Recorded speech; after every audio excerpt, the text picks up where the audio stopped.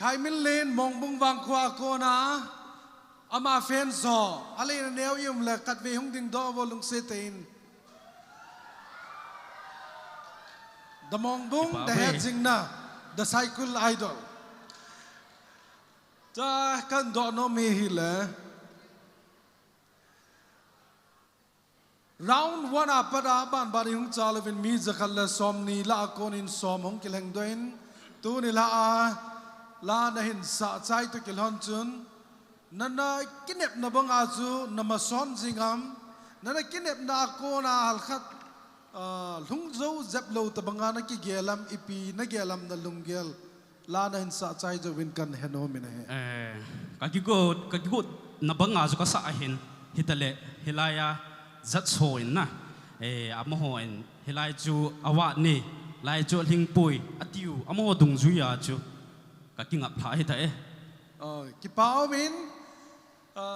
GP TV tai serial number 4 Lun Gong Mang Lim Nan Kot Ana Beng Hote Lun Gong Mang Chong Loi from Siaisen village.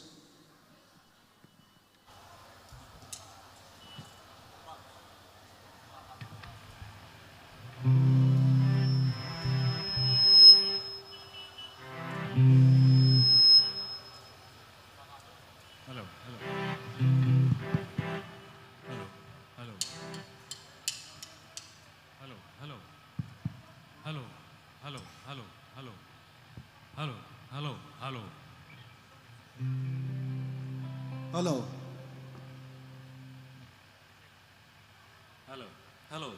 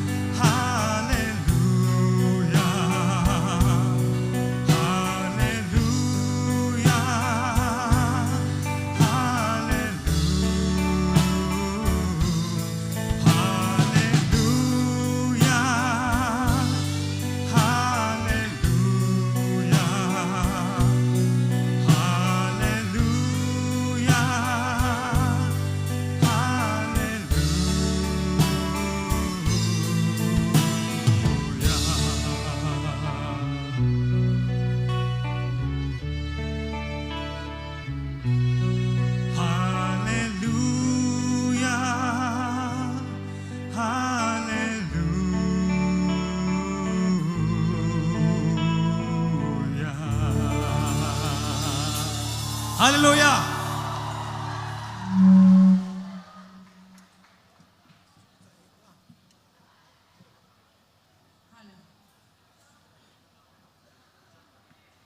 Oh, heo mang. Nalasa dyan na lunghay na mo.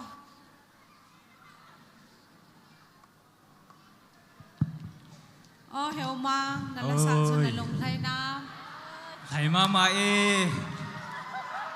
Nalasa ang ngay nuk zingin na no lingin. Kakipa eh. Ke ho zong kapilu alhayin kipa mama zingin. Kaga say num chuhile. Abul chunapat man zep lawham.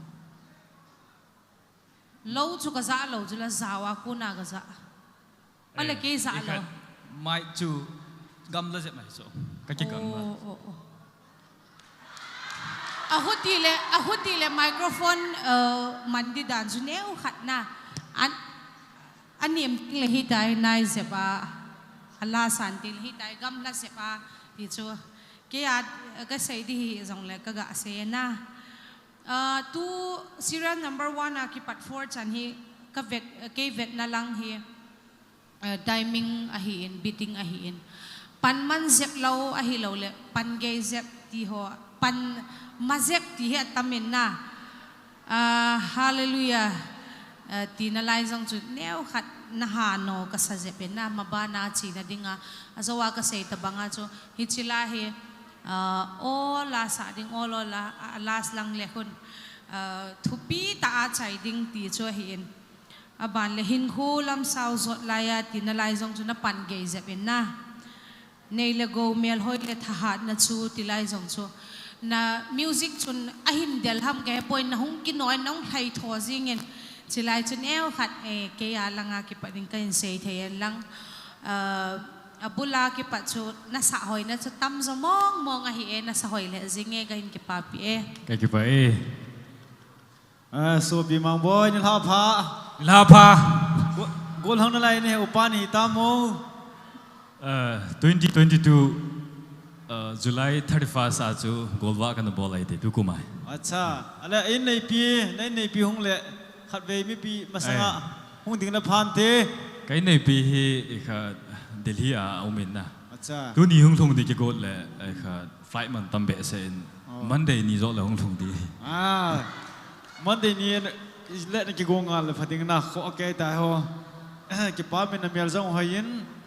inam sungwa la sa thim la ding amel hoi pen hong hi ding ka kinap na hin kilo ha saikul na ho na wang phawe Nang ka kilo he. na mi cho ra si mi na nunga ho ngon na ngol pi tu ka kin mo cha cho kol halai ta ji na ni kha hin tin saikul na ho na wang phawin tu chana inam sungwa la sa thim hoi amel hoi umbe se lo ke ho lo hin mi hoi mo la sa thim mi ti khang in la kha o to ai emele ho amel hoi hong hi che le pi kim ne wong emele la amel hoi pian to ai la sa thim la nang amel hoi pen hong hi ki ka kin emin ki pa mi ke a ko na wang cho le seiling chu ombe se pon hi jong le hoi ta na hung lam pi yang wang chu revival chu hung di yang na no mo mo nge hi ti chungai he pasen la sa la ta chu sa de hin chelai hin sa alut ti chu na lai ka chu thuchang chu alut ti pa chu akchi de pon ji ka se chu sei no min na adang wang chu a hoi se le ti chu na loi hon la lo na la first nei de kain ki pa pi pathen bo han Hello. Hi. Nó xã hội nó ho cái gì đi hả? Hội lâu nó ho cái gì đi hả? Nang de de sa. Cái đi đó. Nó xã hội in, ai hiện là số cha bố lên hậu bung saki ho có mà gì đấy. Nó ball phai, mà vang nó chung ngã điểm nó cái này, đi ho cái na, chung ngã có điểm nó de hiện. Nó chung last verse pa chu voice change nan bole. Na, key change lo voice change na bole.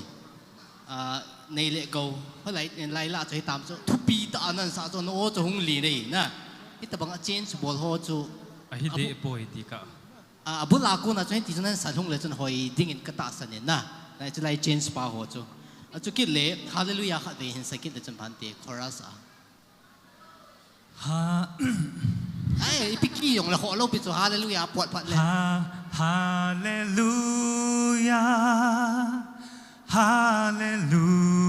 Hallelujah. เลยอันจะว่าจุดที่จนสั่นเลยจนอิติลุงเพลงแต่เดิมนะอันจะว่าจุดฮาเลลูยาน้ำหุ่นกิจจีเห็นที่จุดอินไงอะเลยยามปวดนี่จุดฮาเลลูยามนะฮาเลลูยามเอาป่วยอ่อยแล้วว่าจุดที่จุดยาโอ้จุดเห็นดิ่งเอาปวดเลยจุดกำป้าจุดมั่งกำกะอาสามั่งดีนะไอ้จะไปรีวิวเห็นท่าแบบนี้จุดนักเกตดีนะไอ้จุดไอ้จะไล่ตัวจุดอาจารย์ last verse โอ้นั่นเขียนป้าจุดนะจะป้าจุดสุมั่งดีอ๋อที่จูแกคนอาการเสียเทส่วนที่เก็บไปเอง Thank you กิปาวเมนในเดือนปีในไลดิ้งวินก็เห็นเต็มจุเลก็ห้องเดินตัวเป็ดหินอบานาเฮ gift and presentation part เฮดิ้งเฮอิน idol committee ฮอ gift presentation part นาดิ้งกิกิงเสด็จมาดิ้งเงินก็เห็นเต็มกิปาวเมนมีปีห้องกิความฮอเจ้าสิโกมาก็เห็นเต็มนั่นน้อมจูมีจะขัดสมนีกิเตนั่นละให้ตายห้องกิกะ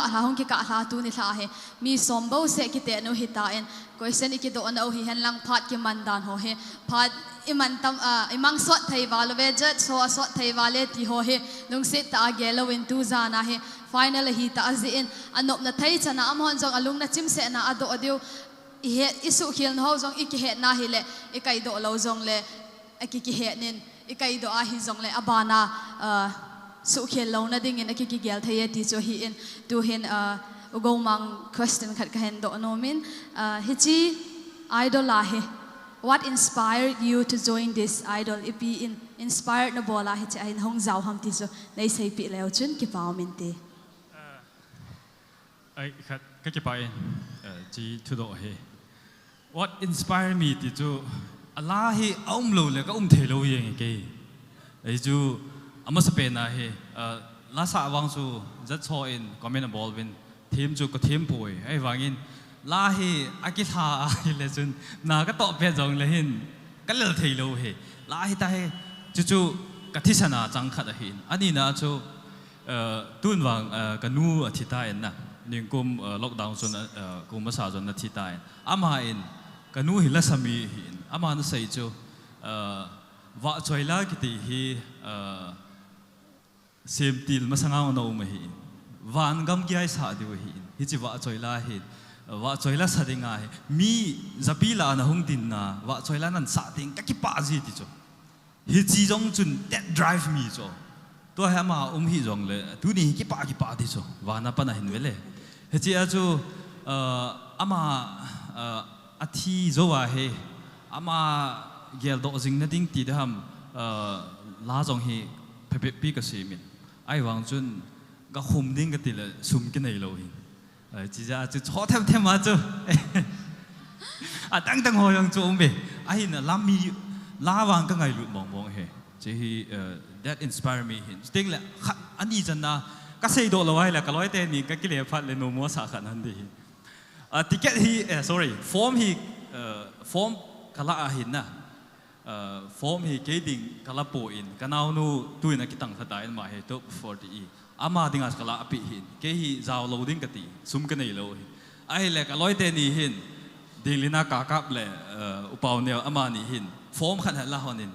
ฮิจิฮีกันเอานูขัดจาวเทตีหินอุปาวเนียวหินอันเอานูจะจาวเท่าไหนไอ้เล็กฟอร์มจูนั่งอาเดตาเอปีหอนหินฮิจะกะร้อยหัวอินฮิจะน่าจะอินสปอร์ตนายฟอร์มจูอินโจปียังไงเลยเอพิธิฮาpromote bookstore ปางคนเอ้อามาเห็นอาจารย์กันที่จ้ะอาจารย์ all the best นั่นร้อยเต้นนั่น support อะไรหาบอลลังกี่บอลเลยดิเลยจุนอิน boost เลยจุน boost in ball จะจะหาบอลลังกี่บอลเลยกิปาวมินลอยพัตตานันในเซนมีบางพานะเห็นลอยเตนี่จุงอาจังกิปาทูอิเซยูวินอามานิน form อันนั้นเราเฮลตูนะเฮไลมุนะเฮนดินเราดิ้งเห็นนะเฮจิจนชิจันห้องไก่ไทยนะเฮอามานีจงเฮเซนอามานีจุงอาจังกิปาทูอิเซยูวินกิปาวมินนังมาจงนาตาวนาอานาจิเทเฮตายอเวลินอุกงมางาดิ้งขดอันนั้นเบอปิโอเฮเตตัวฮี gift and presentation part idol committee ho akon heading a hin he chi ahung ki chai le tu ni la chief guest a ipan pio pikim neo hang sing honorable mla 46 SAIKUL ac ama akona exhortation speech til khona thu chom cha inangai diu hi in ama zom ki gong sade ma umdingin tep na ka hin na ye tu in committee ho part ka hin pi ka ki pa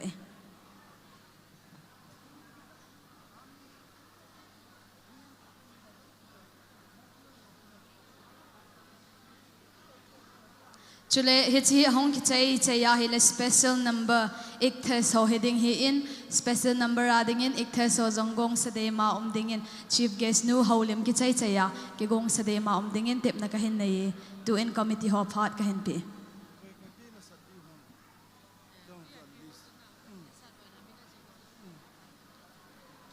committee langa pusat boy jong chilanga khatve ihung pi divin kante min he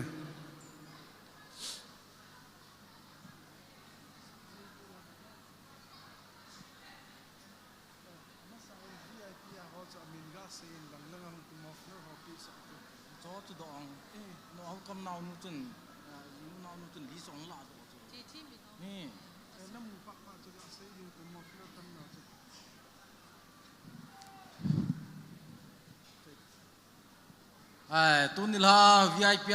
kan ko ho chu kan ko lang hong do pi vin lang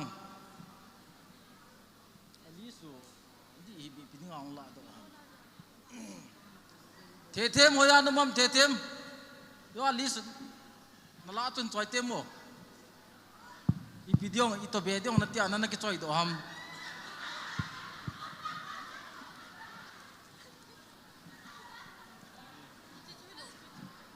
blank khat nhung pia kia chu tha an choi ta thế thêm con nó chơi là ngày phát lang cái tình tu chung SAIKUL idol ama sepen ki ball nahi main architecture without in pusat boy hi ahin ama in hit bang lunggel anei ho itia ananei pana ipi zia chu hit bang abol nom ham ti hi chomcha phat in la pi divin kan ti min he xây đang nghe cái tiếng nấy sol riêng vin ai lẽ hình xây cái tiếng nhưng cũng mà chú ao pu tôi hình cái kêu hồ riêng hòn hen mi đang to bol lẽ phan te cái ti lẽ aman cái mong ai enin ai dòng lẽ công kêu hòn này lẽ cầm sung ai hen khang tha cái set sim đâu lo la sa thi atamin ipi dòng lẽ cầm sung vai idol cái bol cái lâu lại rồi lại thăng cắt với nó men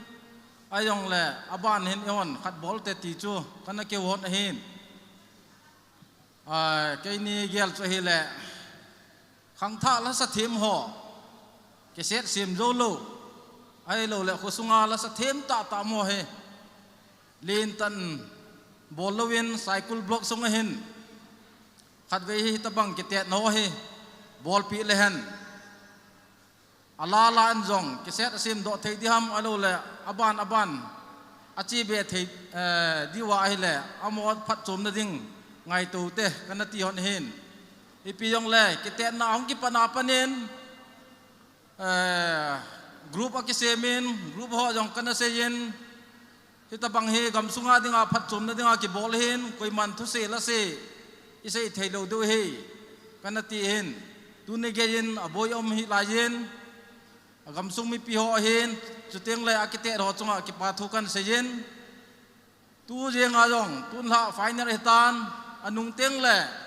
idol he akichai teng le tu jan ki chai ding hen ki chai sa pai pai tin anung teng le idol ki chai ta thu ki chai thei lo aum le aban teng le ibol lo diu he ya chu mi pi akite doan lang teng le atoson ho yong le idol ki chai teng le anung thu hi avel vela isei ta lo diu I ham khatia anung thu agin gin jeng le aban ding hi igel be lo diu he thilpha gelo tin apa se yu tin gamsung khan to na dinga panila so ke diu he ti chu China kan se ki parliament ki ho na lai ding a hin Italy unification a mitum Garibaldi Mejani Kevor tabangen SAIKUL idol akhat na hin pusat boy hin pu hopu hin tule pu jampu ama hotum kilung tua adin khom je wa hitabang hiso do hin hang sunga dinga hitabang khat eigon pi jevin ama hochunga ki patu isevin chule tua kam tu sei jingla hin do nom khat kain neizin nalung gel banga he first second third round final round chan ge hi chi jing nam a chi jinga le ipina gelam a chi hoi je poi na tia jong le a ji ho chu apana chi hoi na dinga chom khat ni sei pi thai diu hon apat na hin la yin ken jong asit na kamu be se pun ipi yong le ikipat wa panin tunil ha chan ge yin mi pi yong athano min ke vet danin hoi the na la ye kati e ki pa me nalung jong lai thau in te ti ka ta sanin da tu sei dan chun apana in tin ai le abana hi iti jo ki sei thei pun aban jong hi te ding jong na gial thau ding hin abanin hungum kit ta han nang hele tua sanga a hoi zo na ding alam dan jak na ding hi ipi pi thei dem mi pi ho lungsu thau na dingin mi pi thau no wa ai le yo jong hung keu kit bung ting hung ki lung tu pu kit rin ka ting hi chi sanga len zwa district level la ibol do he ti chu ka sai kit he ki pa me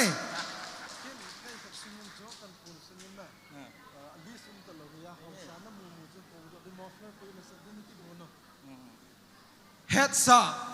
gari number MN01 AS2229 gari nina MN01A G8854 chule bolero akangkhat alina gari MN01AG 6503 chule police DI black chilaya king a ho hi asher hon aboy tan hezi chun ho in kom langa parking ei bol pi divin nein phone pi vinatin je chun gari nei hon lungse ta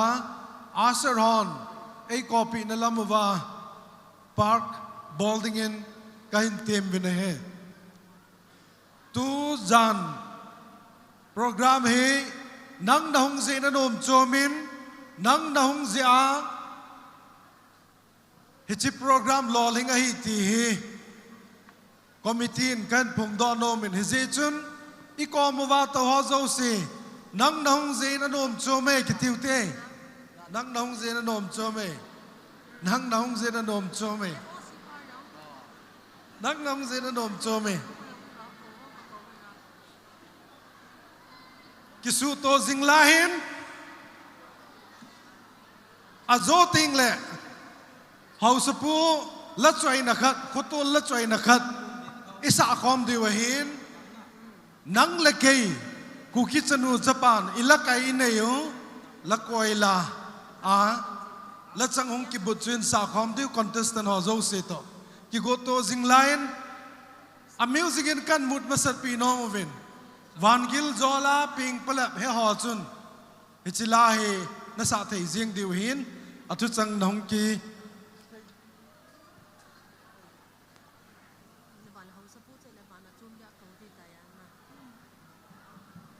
Hal hazır bacı. Hello.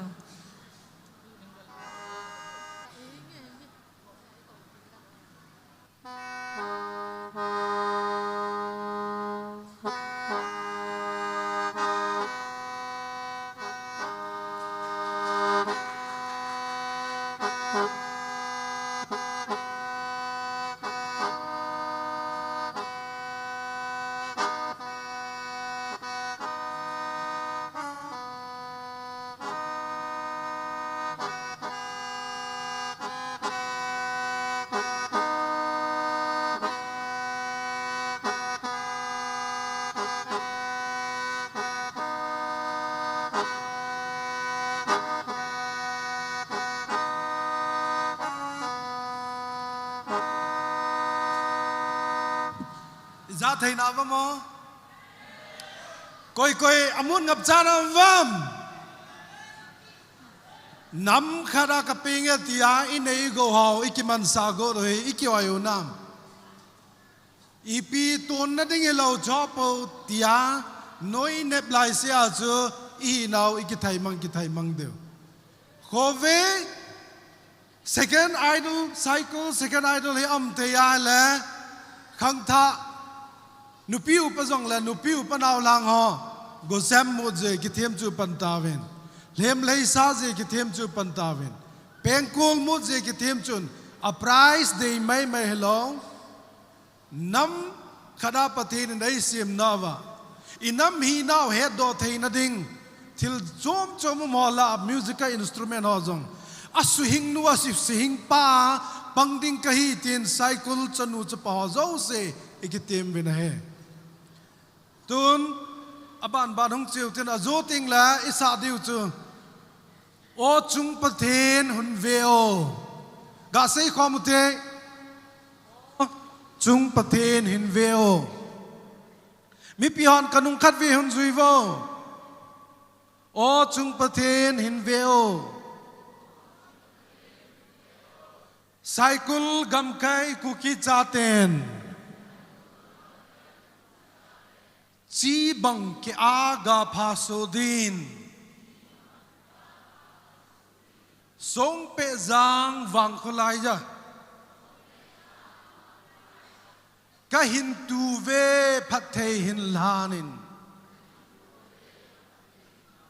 namin lopi na dingin hichi se tu zane sathi mu jong le inamu lakai hi acho hing nu acho hing pa hi diu he hichi chu an ki mel chiu tin azo ting le sa khom diu hin tun kilung thu pu thum la pu zampu ama kahin tim nomin tun ilha VIP so in pon do pi masadu vintin ama ho hi kipana vatsana gan vona neu cha cha kahin nei diu hin amin pha ho zo se ban bana hong ki golding in kan team ve hello selanga kan min pha ho he long se ta se selanga ni hong kal do pi ding win team na kan ni masanin amasa pianin pu zanglun ahin ani na pu len khau tangan pai hus pu ahin abanin pi chin lam abanin pi Haokip pu thanglal pu thangam pu hau pu thangin Pastor Kamang OC SAIKUL Dr. John Thang Bem ga le Samuel no chang si stage langani hung kal do pi ding win tim na kai nei ne he aban banin hung vo aviali hin sim kin nge ong u zang lun u len khau pi chin lam pi Haokip u thanglal u thangam thongam u hau u thangin Pastor Kamang OC SAIKUL Dr. John Thang Bem ga le Samuel akimin pha ho zo se vel ni vel tum ko ta lo ding in lung se tin ilanga hung pi divin kan temen pu thanglin lal nang jong committee dei sa na min pha na hung kinejin chilanga hung pi divin kan temen he Sir Anthony, please come on stage.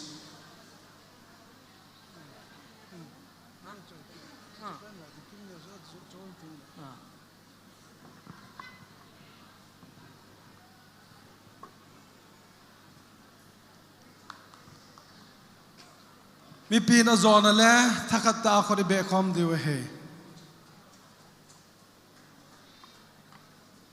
le jinglen pa holang geita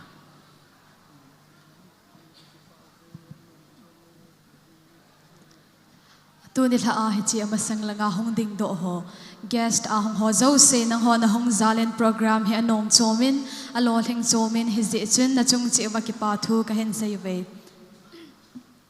I would like to take this opportunity to thank all the guests standing here on the stage.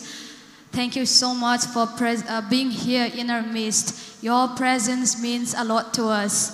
Thank you so much once again. ngasi dais asida lingsin birakpa ngasi gi guest oina lakpi basing mayambu thagachari noina saruk ba yabiraga program asida yaubi bagi damakta program se kayamuk matik hena nungai halli. Thank you so much. Kakipai. Suta le pu thangkam nungka hau sapu hi in suta le kolmol hau sapu pu saimang in pi present pa nang niyong lang ahong ala chun ki paminte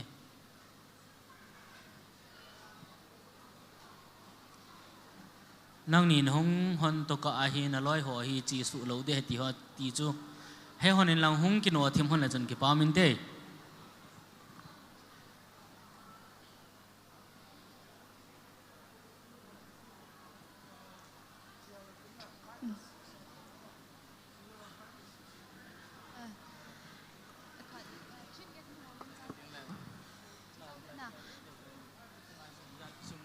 Hechi hong ki chai chai le program slide change ding ahi in hechi thilpi na hi hong ki chai chai le contestant number 5 le 6 ki ging sa a ding in ka hin te me thilpi phat hong ki chai chai le contestant number 5 and 6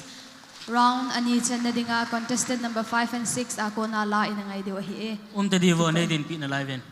nei din pi na live vo chom chaka nei din pi live please remain standing on the stage.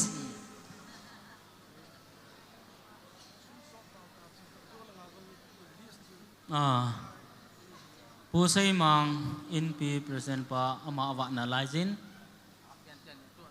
pu sai mang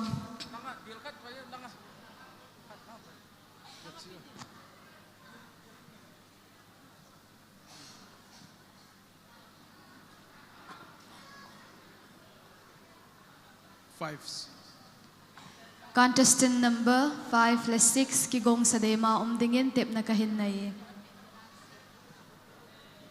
Requesting contestant number 5 and 6 to be on standby.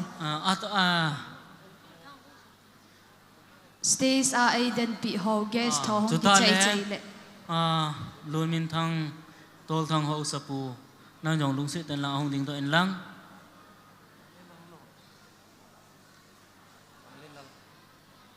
Tuta le pa thang len lal long ten VA secretary. Nang jong lung sit ten lang an hong din dot pi in lang.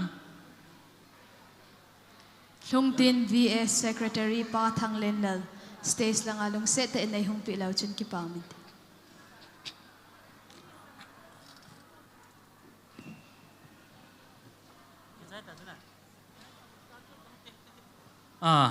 Ki pamit.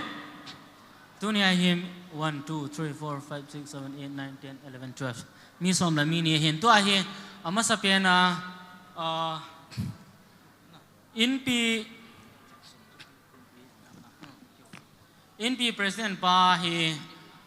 akyang ahup na hi in chi a chu ding thei lo hi in chi a chu akoma ka chi ding ka kheu pi ding hi in ka kheu pi dung zu ya chu langa hi aban chu ipi bol diu ham ti chu ken question kan bol de he tu chunga hi mi pi tam tai ki kho mo hi in idol hung ki pat na hi hapta izat haizan ham khat lut masangai hung ki pat no hin tu chunga hi hi chi program iman nawai sumi za lu nin te ti a nagin zat wam mi pi hon tu nia hi in pi president pan tu chung idol a hi izat kapan thayam ipi ka kithopiet thayam ti chu tu ai aman akam changa hin phone do ding hi chi phat la chun abana gong ji de he tu an in pi present pa phat an piu hite dan ka sang som nin kithopi nge ki pa mai khot bengute tuan abana chalo hitin ho sa jong omin House lo zong omin, politician zong omin, tuin amasa penin house alin, molen house pu anapanutay, tu zong idola hi izat ikithopi thay diu ham ti chu ama kam changa kunin akitip na khan ngayo te ang. In pi palom chu la ke phalen lo pon tin 15,000 kithopi nge. Mi pian khat be piu te. Tu na bana igam sungwa imajau sia iboina iha sat nawa ei vesu jo ei mo pi o SAIKUL OC ama ni zali ki thopi di thei diu ham tua hi ama in e ho pau hen het lo thu pi lo he ai so e ho program hi ai ho pau ai kheu pi diu he ong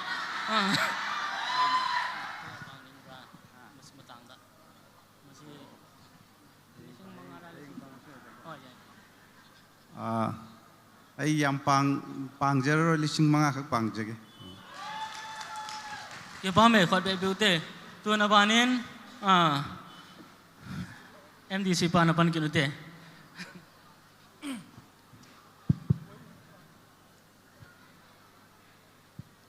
Hello. Kipa min ahin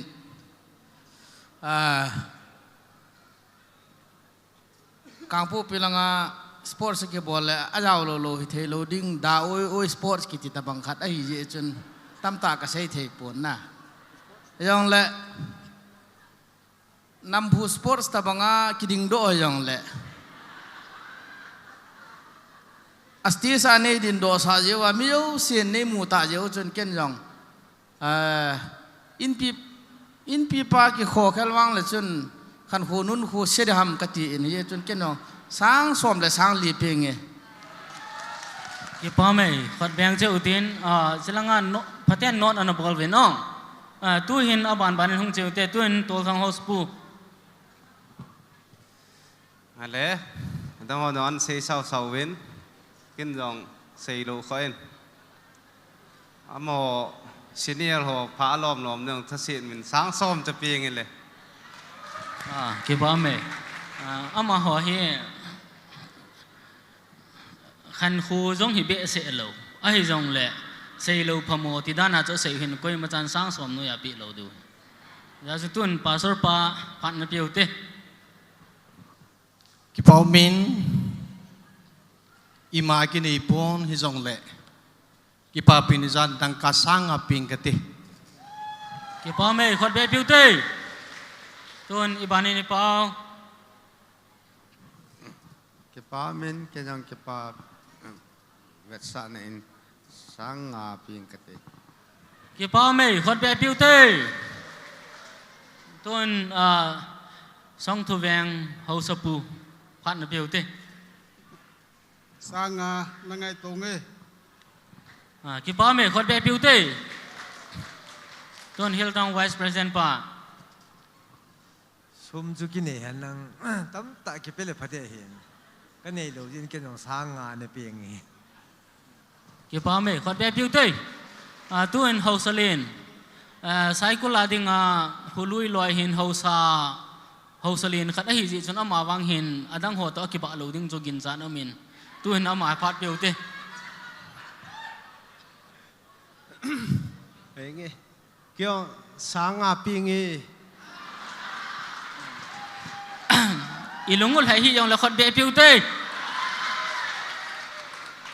tuin Sophie Samuel ama phan na piu te ki pa min ke hi adang to bang lovin phat chom cha khani mangeng ka ti mi pi te hon ni ngai them divin ama se pen ni kong tawin i to nau jang a suat tan tu hi mi pi te zo se hichlai mu na hong ki khom zo se cham khat ki su hal na ding in cham chakhat kai ma dei le ngai zalin ai lo le tu ni SAIKUL idol lol hin na zalin cham chakhat ki su hal na mi pi te o se cham chakhat an dingote jat san lang VIP guest yang la zaum ta tampi thang sunga mi pi kine pi thei tam ta no vin no chu yo sia keima mi mal hi na zalin tunila panin a chom ben ki pa thu ka hin sein hi tunan to tau te ki pa men tunila panin hi chi idol hung lo na ho hi tam ta ki sei ei hi nan ki sei hi zong le ho so hin compel ho hin tam ta na sei ta vin ingai so kevin aji chu hitabang idol tulaya hi mihem hi na kiwa theina ai lo ai le sumle payan lang iza kai jong le ai ma ki to dal na ding hi mi hem hi imayo si iya kaya hi talent zat ai ma talent chom aku na hi ki hin so na thei ding ai lawai le ki wa na thei ding ti ho hi mi pi te khang dong ho ki til kho na ding a hi chilam pi ho hi tunia idol iman te ho yong hi hong ki gong he ti ho hi mi pi yo sen tunila pha na yang atha bia I yel do diu hi deo min chuta le tuni nilha hi chi SAIKUL first SAIKUL idol te ho iman thei na ho jong hi imadang ji hi pon tunila co host te ni ho jong amani chunga yang tunila na tha ben ke pathu zat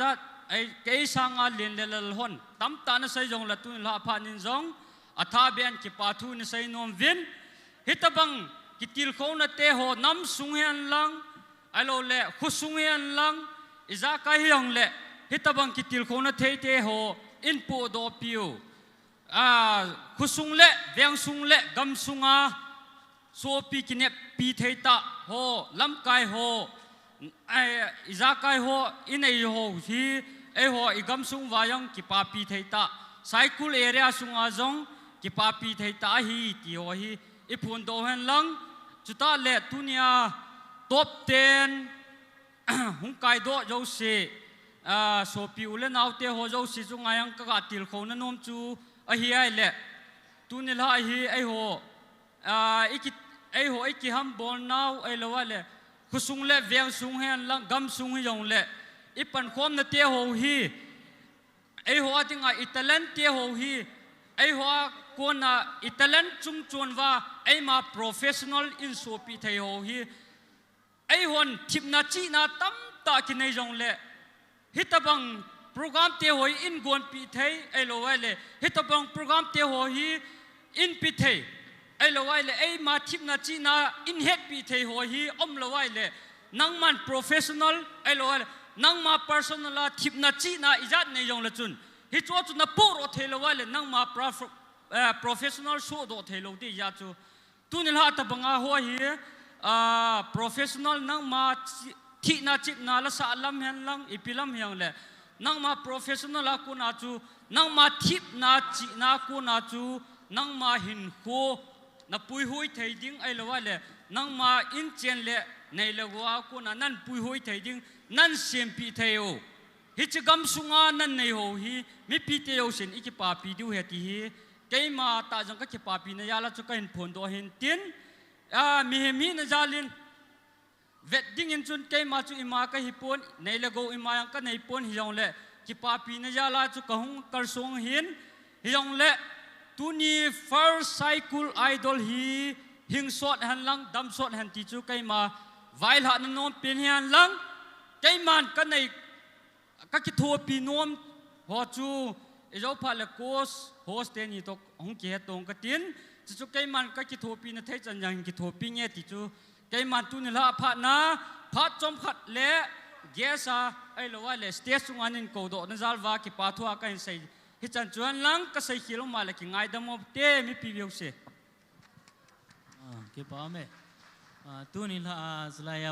VIP ki ko ho hi mi thu pi ngen a hi in a hin la phat ki pe lo hi mo ina yang la so pi Samuel chun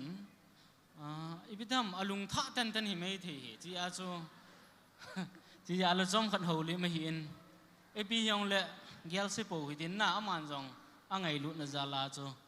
a kho sa na zala thu jam them khat na se hi in ai la tu a chu langa donor ho aku na hi request khat hongin ke ho ka kum tha tha le atiu hi amo hin ka kum tha tha le abana serial number chi lovin nunga mirin la khat ei sa piu le chuti le jing le sum se se ka pi diu he ati kin he te chu tu a hi mirin la asa lo le amo hen su api lo di dan wen om do in ya chun nunga mirin na track ki su tum na lung se ten donor ho ngai lu na zalin la khat ei sa pi win lang tu a hi zam ta VIP soin sit iklo na dinga ichi the utai ti chu kan pon do he ka ki pa e hello ki paumin guest ho nei hung zau pi se hilawa ki thopi na thai kham khama nei ki thopi zevin ki pa thui se yuvin request ahung dung zuin tu hin nunga Mary vai phai la sadingin stage ta ka kove ama hong jing lion ama in ahin sa chai sai le anaki gong dingin contestant number 5 kim hoi them khong sai phai jang wang kho akon chule contestant number 6 thing boy kim khong sai na phai wang kho akon nang ni zong got sa a dingin tep na ka hin ne tu in mi pin Mary lem na in khona na be pi cheu hite hello check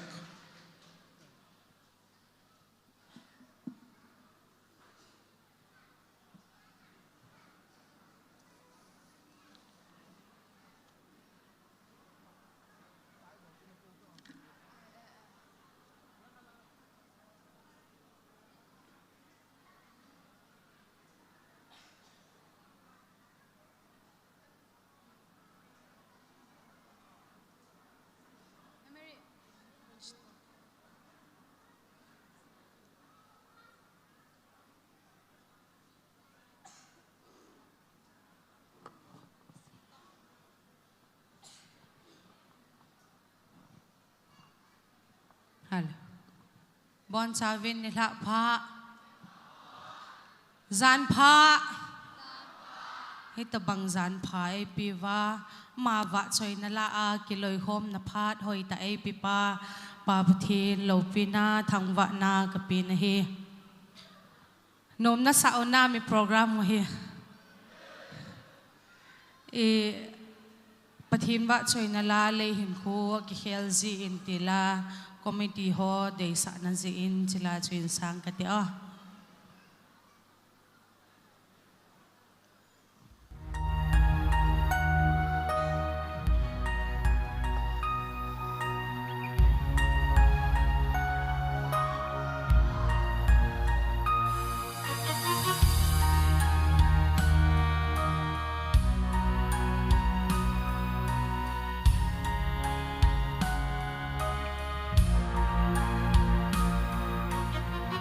Pakai ko vin ka mau siin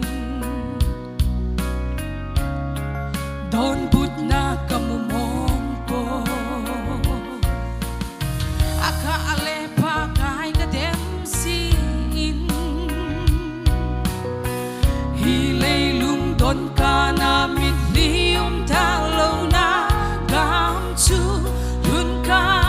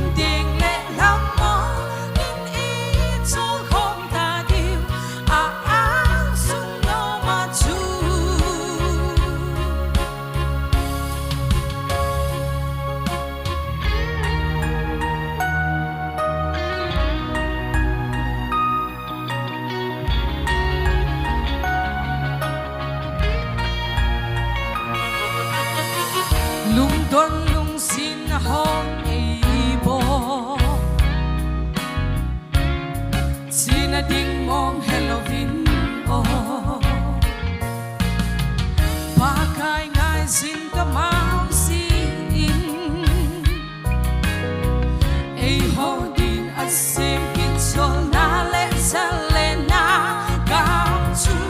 lun ka nga le Lehin ko aki khelsi Stava, angai ngai ahi, oh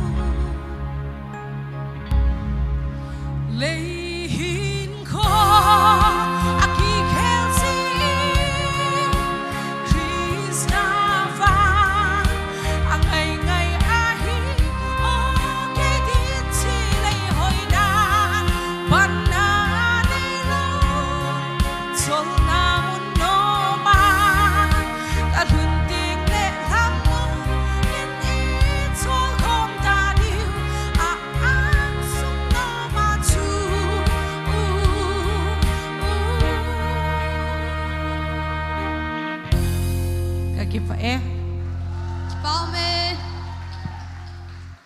Paumin Mary vai pay tu ni ajat a ipan pi ama akonen va choi langai ta ingai tawin tu hin competition banzom hitin tu in competition banzom ding in serial number 5 Paizang wang kho akona kim hoi them khong sai ka kove ama hong jing lai hi to kilhanin ama support ama sopi ulanau ahong e mobile lung se ten hong dingo hite I umlawa ham ki paume a unu ahongin ama zalen anaw zong alung let som chomin tin tu in kim hoi them phat ka hen pi ka ki pai hello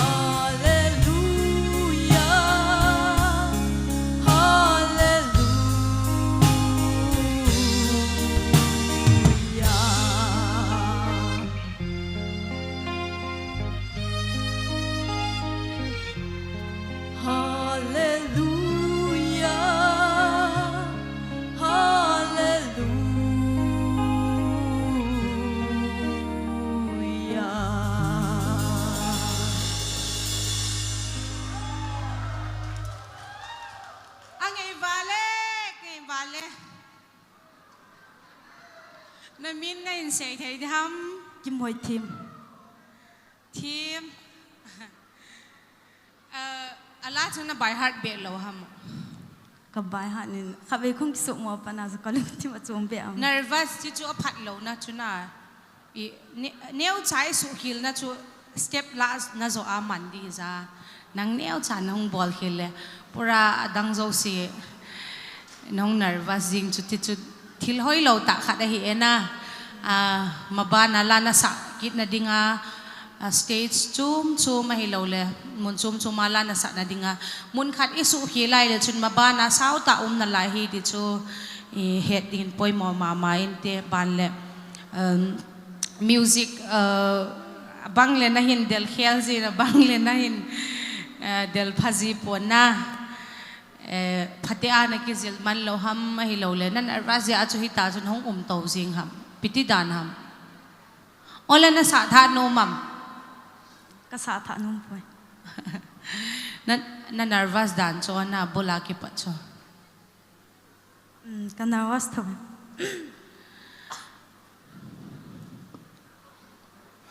pakaya kingaya song na cho galzo na hi chila last line to hallelujah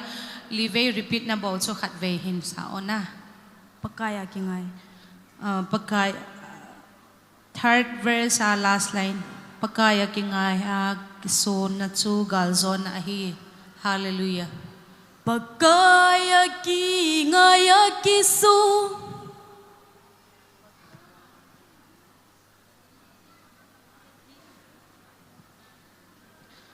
ahi di poye ti he in slai chun panjing ta ola ahi di poye ti he in pakay patay ako poy na nervous so niya khat na phat zep di ham kati ale kain sa ai ki pau me na thim wale mabana na china dinga de sa na sang pen ken pe ki pa ke thim hoi di na mo kan ko no adi na o ngai ka sai thing ka sai na ahin la na sa mo na he lo na kai na he lo na lai ho chu a ji jong lo ya ki ja lo chui pi ki lo da na a chu mai na koi do di tan tin hin la a hong ging do kham jong chu ai thei le o chu amang lai ji o ging in tin tia kho anim la chu ga mang ji ki he do thei lo pi ki sai ham chi ho chu na hin sim hoi ding in ka hin dei sai dei chu ki le a chum beleng khat nan dong el na kalung hay na ta khat cho hi le nan sa hi la na nui chu na le na mai lấy xe lên lung lấy xe lên na hin sa tha thei nei le a vet hoi ma ka sai na a hin de ho ding a jong lung lum ta kha dei a hin le tu hin la le chon i na lo de i pi na sai de to wan hi nang hi ta le chon speechless cái gì vậy thì xây dựng cái lâu đấy cái mà cho nó xây ta lâu đinh bắt thiên cái thằng vợ thì cái số mua nó first cái lại dùng cho bắt thiên ra thì cái phun độ nó lạ lâu lên là cái lạ rồi lông lại áp phá hiện nghe top tiền cái đồ cái tiếng áp bớt xịn ta ai lẽ first Rickson na cái gì SAIKUL idol hong đinh cái thì form na thu na za cho EP na kia là cái lát sa mi ông cái bụi na có khu vào đi dễ chun i khu vào host cái ball đi hi dễ chun kinh dòng mila din đi dan hi là vài leng ngam đi dan cái hiện nông dễ chun i khu na dễ chun apple chun đi chuk cái grape nông dễ chun có hong giàu he muốn đăng lên nó giàu lâu đi na muốn đăng lên cái giàu lâu mấy thế he cólis cái gì à nó sợ hi ta tu cái vang đăng dòng lên nó giàu tệ tệ ona hi bằng onal này à na anh cái bao mấy ở cái con nào cái bị thấy sẵn sàng cái vậy chỉ thấy đấy ki pao min chi chu serial number 5 kim hoi them khong sai phai jang wang kho akon a hi e tun abana dingin competition ban zomin serial number 6 na phai wang kho akon thing boy kim khong sai ka kove ama hong jing lion calling the attention of vehicle number AS25EC1333 AS25EC1333 gari hi anei pen in lung se ten sizing nei bol pi leo chun ki pau min te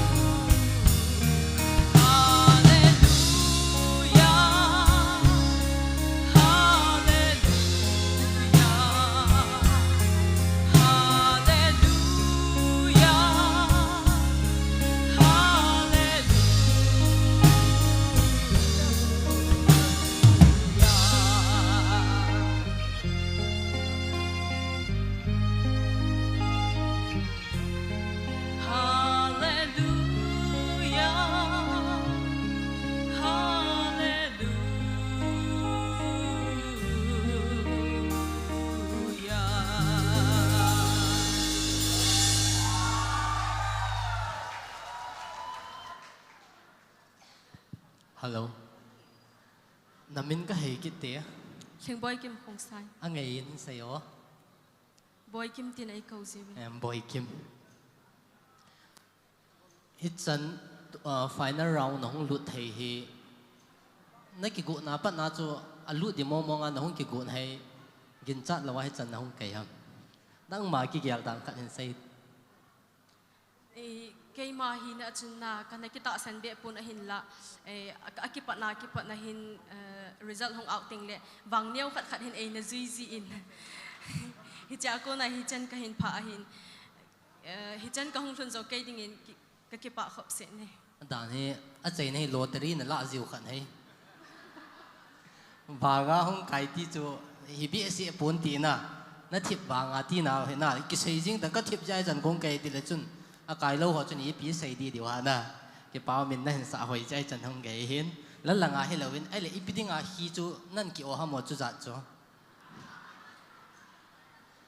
azi chu nam ziam zau de ti zi wa chuna okay ka zo chana pan kan la hi pa ke pa me a hoi na he pon na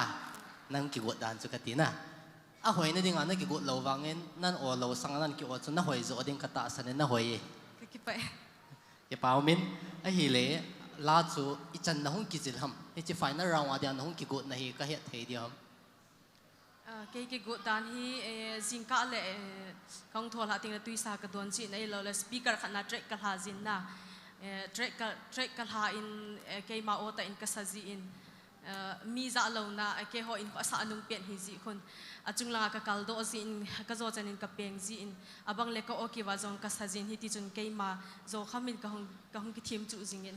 guidance này lâu na ti cho hen be call di khat chan này lâu ahin vekol ding tile kanei thawin ahin la keima ki vekol kham kahi ta azi chunna ka zo chana pan kain la ahi ale na lung thayam le aki kan zui khilwang ka lung thai pui isu khil nei ki he thale ban chu ki improve thei na ki pau me e chon atang ha sei da taw he ten ha te hong ki zin nang la sa jong a chei na di pun na e chon idam sunga wa chei da sa ding jong ikiti mu vin na sa hoi ki pau me ka ki pai nunga Hoikim fan so kha beng piang te mun le na fan song mi khana che khan ki jong krol thom be ki khong in te na mer jong hoi na la sa jong angai in na o jong po leng jing in nul hai nei khophat lai ta bang jing in aya chu na o po leng in te microphone chu na ki choi gam hat diu ji ja sana ilanga ki haza zelo kiting le I choi nai du ti chu ka hin phone do hin tin chule pronunciation ho hi khat ai ti ta la ban ho ki hin ja competition hi jen cho ki ha se da tan tin ai the ding ala la sa la thanom ta sa ding pa hi ka dei sen pe ham ka sa khile tia mo ha da ying lo ding ti pa chu hin tu chung ha thim pen pe ke ho na hi a chu na zo ta ka sha chu station na nga hi nang la sa ngai ding a hi mi za hong ka hi je wa chu abana hon jong ita chunan ball pe de hi ka de sa pathin pu han ki pai na che thei ta Thing Hoikim khong sai na phaya ding in khut ha ben na beng ute tu a hi tu zana jin gunin eu chief guest pi ki papi na zala committee in gan vona phat hung ki lading ahin zana nei ta in kahin kovin lungse te in pi kim neo chule apin pi au nu boy nu zong e hung din pi divin kan te min he ama ahung sing lion thil pe ding ho zong gon tup sa hitan lungse te in chilanga hung kal do pi un thin boy nu zong ucha ki tho theita nam sunga dinga vatan theum ta ahil hon chutun in jong acknowledge ball no movin ama niya dingin ki papina khut habet na beng ute The first SAIKUL idol song pe izang mang mo gan vona Pikim Neo Hang Sing Honorable MLA 46 SAIKUL AC ama sa pen SAIKUL idol grand finale kin gona chief guest a ngai lut na nei ta anei hung pio ki pa vet sa na in ka hin gan vo ve pathen phat thai bo chang zingin a hin gan vo the first SAIKUL idol organizing committee ani kho 5th November 2022 Saturday Tilpe ho ahung chal ha jing pomin hichiphat ki chai chai le zaum ta pi emelain holim na phat in la pi diwahin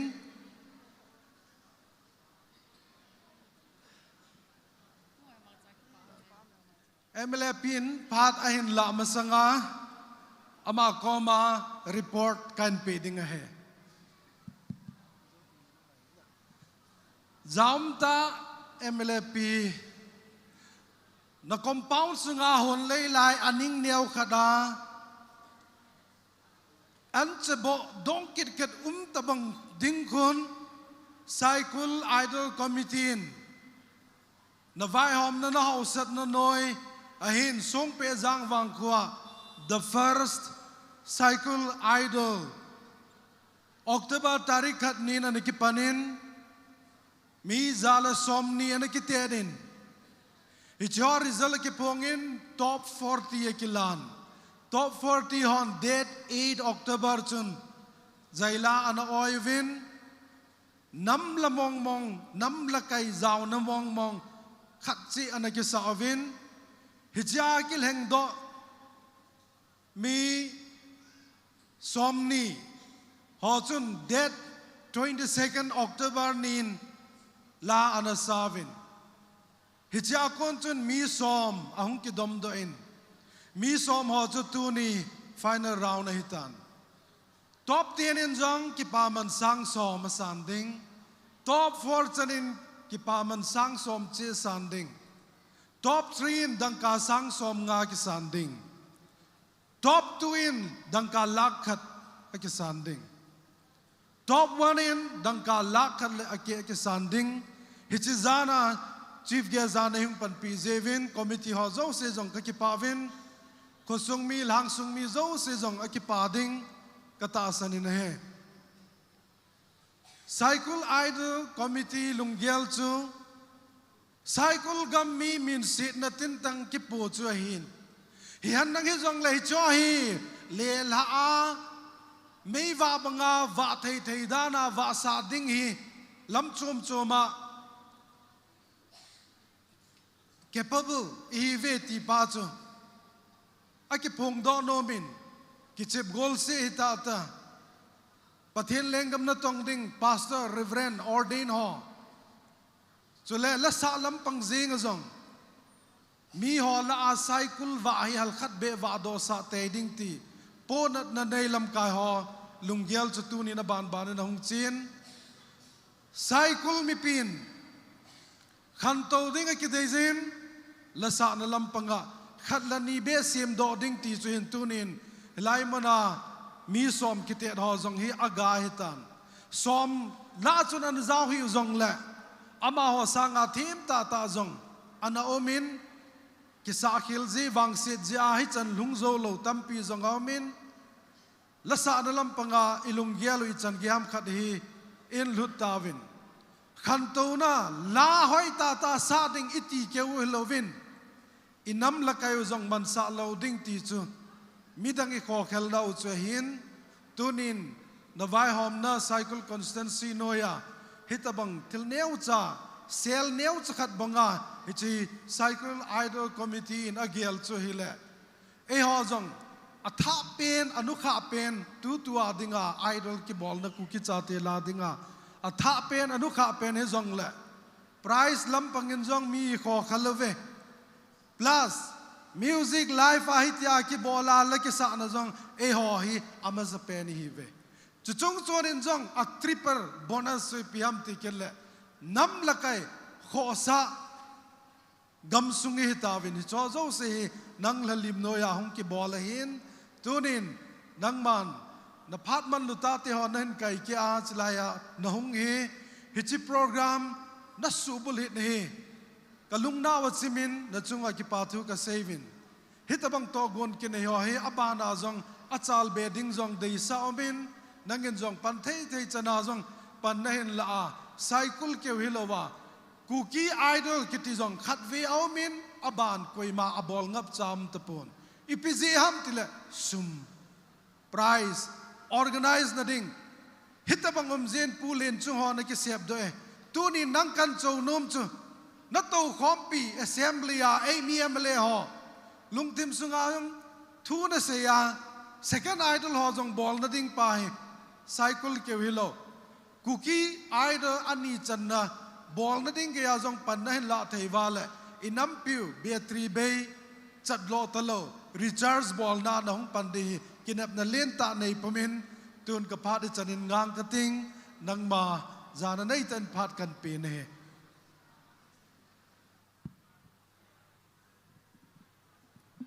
First SAIKUL idol la hong ki khom mi pi hozo se kazana salam kan pe tu ni chlaya chief guest sa ka hong pan thai hi organizing committee ho in abula pat ajo ana sai po ze mo hi in abul langa wang chu ka hong thai lo the ka boi za be ka tin tu ni closing a ka hong thai ze in ke yong ka ke pa in pathen yong ka thang wa in chule ade sanen chi SAIKUL idol ihong sponsor pi utitatin pu ho pu le pi hoinu yong amani chunga kakipa na le kapachat na sang ta kan phenomenon aji cho cho ta bang hi zawa pu mang chan an sai ta in kuki idol ho yong in a bolovin achi zom tapo in ahin to SAIKUL idol kan za chu ke yong katha no ma yengin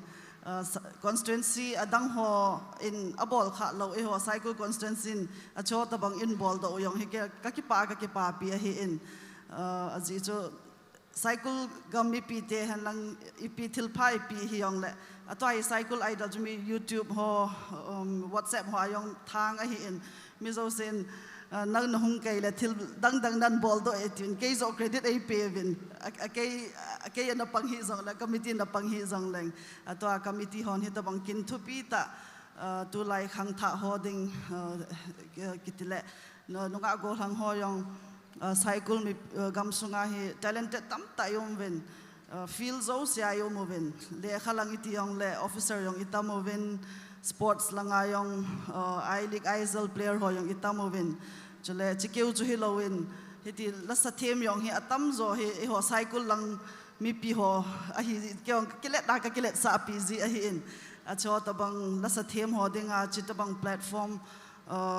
an gondo sponsor so committee ho chunga ta cha vel vela ka ki pa da yong kan phong kinen aji cho izowa contestant ho yong khatlenin an sai ta in lasa kalung alut nin audio visual ai lo le video album ti ho ka bol no me ti tam ta om ahin e ho mi gen thai te chu hi zi chu mi zo sen elongel banga ki bol do zo lo ahin album khat thon a dinga yong sum tam ta lut ahin cho ta bang hi ahong lo hengwa le is our prize cash prize ho an sai ta in 10,000 each ho yong amudingu 50 third prize about 1.5 also competition adang sanga hi tam pen yong a hi in nga ki sai la latest recent miss good ho yong lak khat bo hi na atu chung e ho SAIKUL idol a hi 1.5 lakhs ai ken in thanop oma a hi in chule contestant zakhat wala patna top 10 hong ho yong ka him pa chai in izowa na da sa uchu ka ngai le ken yong ngai ka sa thei mama in judge ho in a mystic ho tam ta he do wanga ke hin ka to pinu ko man kan sai in ke judge dei pan sa la boda full ka pe de ka ti achu hit wang ji na theme so ke ve ka ti na hin chule top 10 a hong zau thai lo ho hen lang to tu ni zana first second third mo hi zong leo chon ken contestant ho ko ma ka sai nom pen jo lung neo hi vin lang hi ti hin lung len ta in pathenin ongai ta na pe hi pathen wa choi na la sajing vin ti chu kan sai nomin chule chlaya ban na hung pang ho actors in Reverend Dr. Pu lam kai na ayong hi chen gya la phat sot ta hong ki man cha na wa ma to a team hon yong lung lu ta le ki pa ta hong pan zin yong ken yong ka ki pa na kan phong no min hi ti hin chill chap sports in the hom ip sports yong le ikito ozing ovin atu chu yong music in ikito okit ovin hi ti SAIKUL mi pi te hi mi pi mi tang ho ga ava dinga yong hin nakito ove ti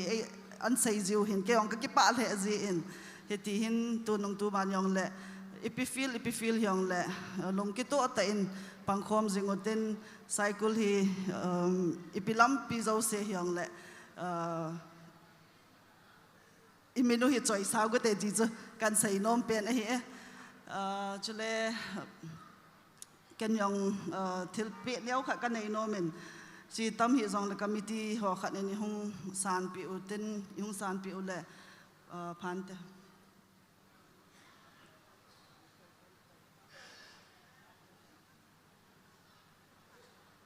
umang cha hi dam lo ho bui dam.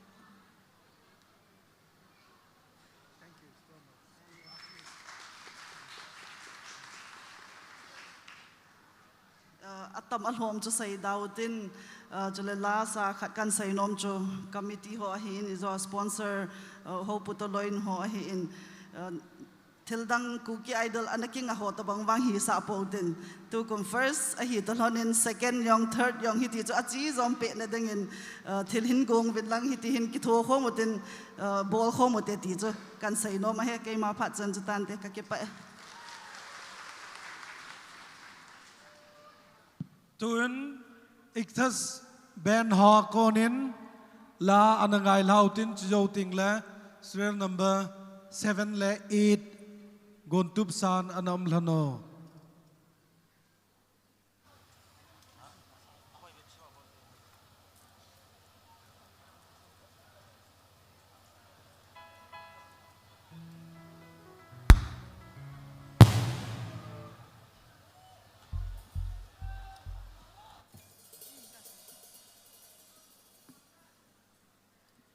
Hello, check. Hello.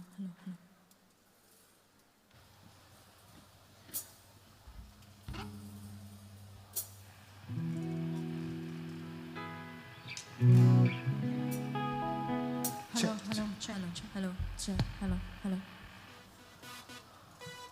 Hello, check.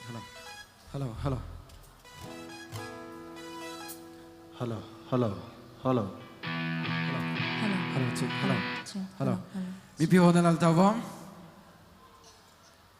Hello. BPO na lang tamo. Nalalo katay na o kisa do hiben. Patien va chuin dingin gol pa pen tira hi kan sa de hin. Ke ho kiwen salawa ibon va nunga gol hang ka hi ti zo si ho jong. Ading thai dingotin nule pa ho wang chuan em potien. Nunga gol hang ka hi ti zo si ibon chaw ni dingote patien zanan. Gol pa pen tira hi ibon chaw ni sa bom de he. Nunga gol hang ka hi ti zo si long se tin Indian people. Gol pa pen tira hi ibon chaw ni sa bom de ho. Achom thai chop deu khut beng thai bi deu sa thai sa deu he gol pa pen tila he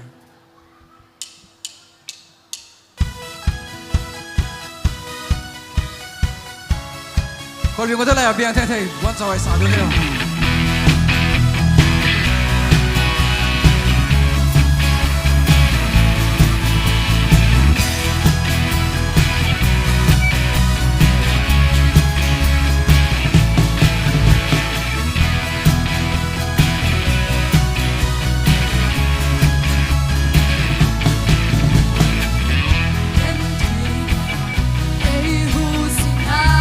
Sâu thế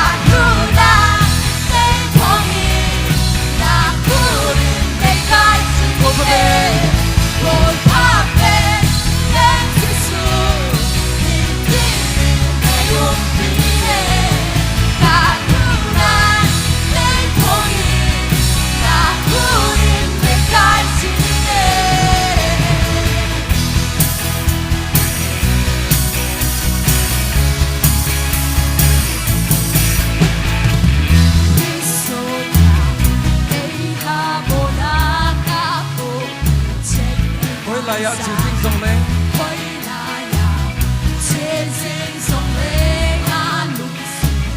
đâm đừng lại rụt bia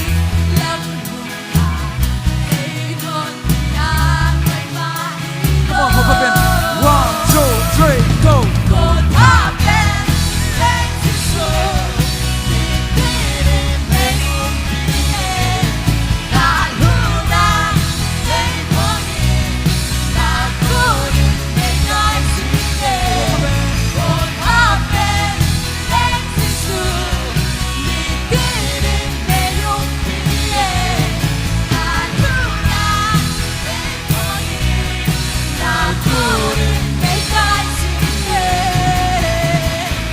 Khỏi biếng có thể vốn toàn khỏi biếng có thể đi dầu dưới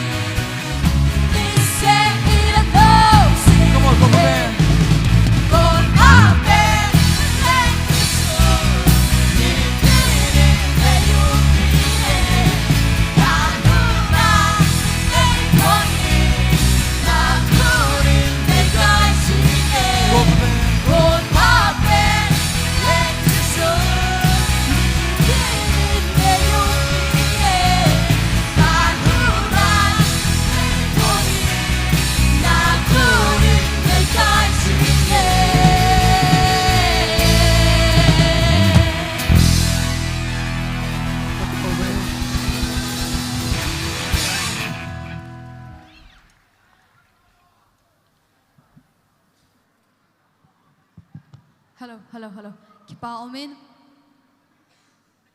Hello. Check. Microphone check. Hello. Kipa Omin va choy langai ta hin sapi uva ikthaste chunga avel valen kipa thu isay win tu hin competition kitet na ban zom dingin serial number 7 Sizang wang khuakon thangkhan len Haokip ka kowe. Chule ama hong zing lain ama support ama kithopi dinga ama tasat dinga hong ho am lalung se te na hindin pilaw chun ki pau mente ki pau me mi tampi ahongin ama dinga zong kitil khaw na lalung let na hiding kata asanin tun ama pha ipiwe. The stage is yours. Hello.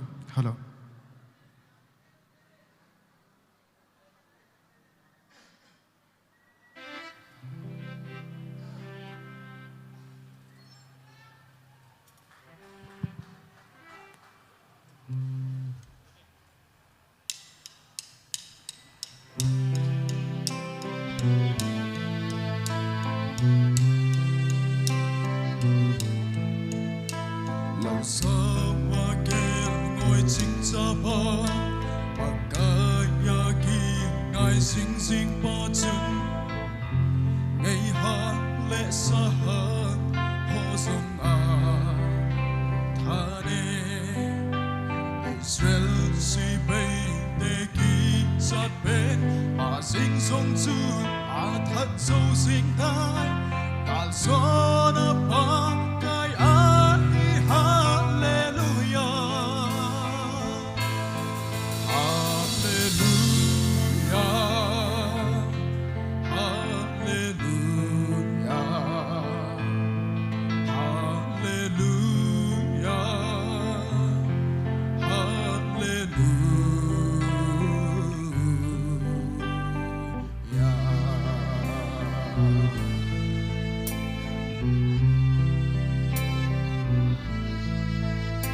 sẽ nêu apa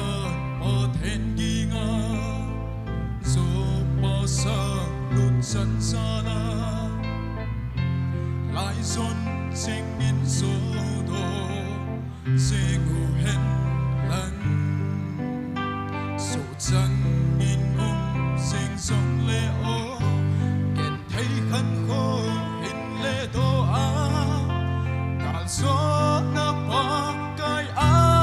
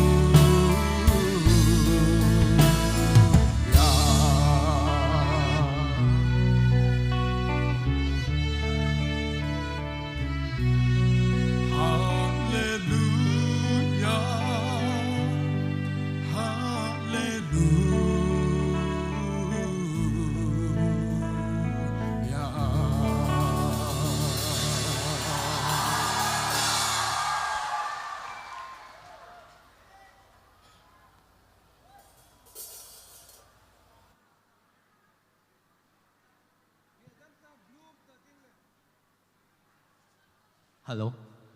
Serial number 7. Talung thayam. Ikalung thay sila. Gordon Bazar malat kapbeijing de tu awang tu. Pesa. Ya chun committee wan kit phale idol second round phale lang a be edin nang koi tu we. Lung na chim mom jam hit. Chun na sawai mama ka sain. Pesa. Ale la alun ma sang kedin. Na dam sunga hin ipi ki hile na thanup na penuma. Kadam sungahin pathen lung thay na kahinumin aji chu mihim kiti chu pathen alung thay lo le hin kho chu sanadang ka izan in tum jong la kan lo hin na kadam sung chun kanewa panin kate thi jan gain pathen lung thay na kahinume ipi na thip nom am le ka thip nom na pi ben chu hi le pathen wa choi lang hina pathen wa choi lang ka thim nom aji chu leisin na ki hing jong le leisin him te chun ban mim chan ki tho hin pathen kom nei na thei chu thu la hi na thu in jong mi pui then lai jong mi pui then hi chun ka on ai kham pathen ni pi kham hin pathen lung thai na dingin ama wa choi chim lawa ma wa choi la sa ding ale aban SAIKUL constituency hin hovei chawang kul khon langa khon mandi ti han lang lap song sading nan tium ta leu ipi na gyal de lap song so ding in itim long la ho ka sa lo de asi chu ami hem ki tiang chu lap song a ko na hung ki ngai hung ki lung si na hung ki cheng hi na acha lap song chu platform di ta tho tho hi na ani ni ho ka sa poi ale aban sai be da ta te na chan chan na poi te as kaloi pa microphone ka chul ha ko jing he so pi na min pi ta thang khan len Haokip nunga hon ipiti na ko si ta nunga hon daw mang kanay na point aday dia ay kung ho kasaya kipame dong masuk na ni jo ting ting a sei dinga adong monu tong ki khanjo kal hap tani pan pan tu chang contestant hola nang hingka ba champra na ke chon dap na sa be asa na hong ki wa mu da mi jra thi mo mo na hing ki pa min hita banga inam sungwa la sa thim ni kha o nang hi wang phatum ka sain ki pa sa na o zong lenin na la sa ka ngai nom dan chu song tum tiang na chon ki ngai yang the te ki pa na mer jong hoin nunga ho jong koi te ba mi no mi pa ho atu pa dinga de ho dinga ong na lai he a phone number MN06 hin chi chu hin kin ka hin se nom che le tham hot la chang hi chi deu le ti bu chu ka se nomin performance ho hoin pathin bu in tin ki pa sa mi min thang hi din no me mi man tam hi din no ma mi man tam hi di ka no me ki pa me mi man tam hi din pathin bu ki pa sa Lin tua na la sa cho ken mark he ke ka thu bo he le first a ka sot tau jing din na he ki pa ms mabana na chi na dinga de sa na ka hinlane ki pa ki pao men golang thangkal la dingin khot ana bek ngote abana ikaw masangovin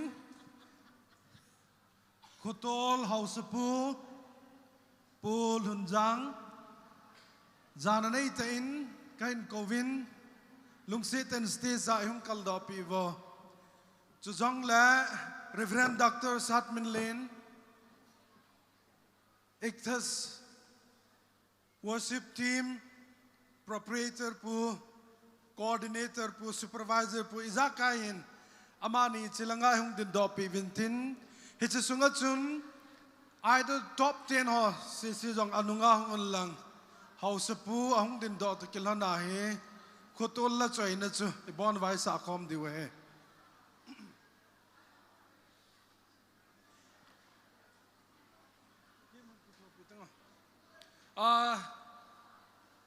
Kamilen lungsit and Mike jong chun ki choi pheu Mang boy keyboardist Sir Mang boy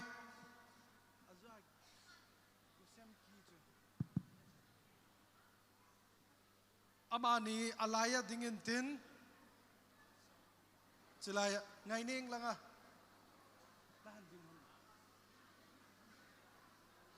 nang ni la azwa gosem ki cho nang tin ngai ning yang hun pan to nim ja mai te cho kai hong ki ma hin za mo vo Hello. Hello, hello.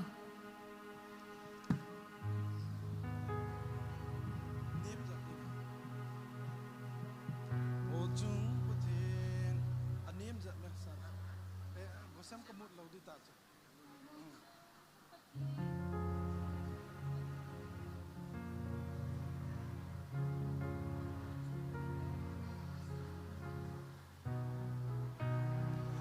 Ibon chawin ana sei khomte o chung pathen hin veo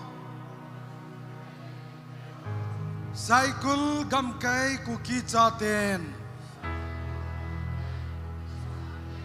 chi bang ki aga phaso din song pe jang wang kholaya kahin tu ve phathe hin lanin hinlanin didna namin lopi na dingin ichihit SAIKUL idol committee ahong hozo se gift ta kapino mo ichichu na lungtim sungwa na koyon lang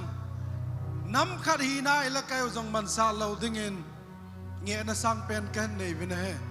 ichihi second round October tarik gate ni zana nam lakai ho zo se jong zawa la ki sa jing la ya chu kalung thi mai chi thu chang hunga akai pen chu aki hepon mi thum akai ka kitiat sawen ama ho asanga hoi zap dinga chu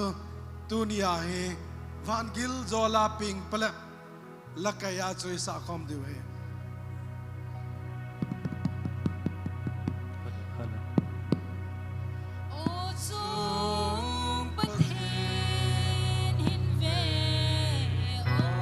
SAIKUL gam kai ku ki chate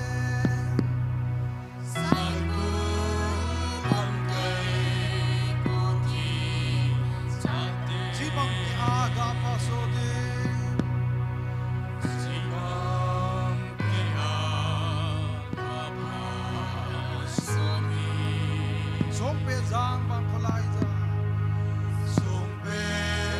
jang bang kholai kahin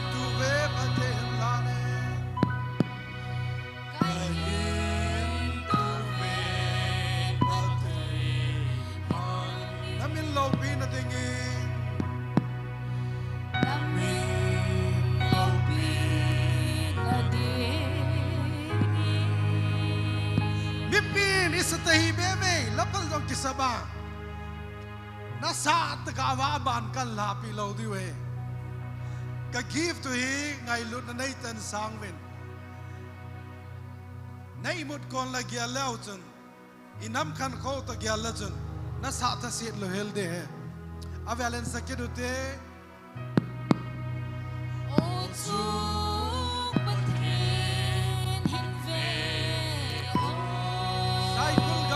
ku ki chate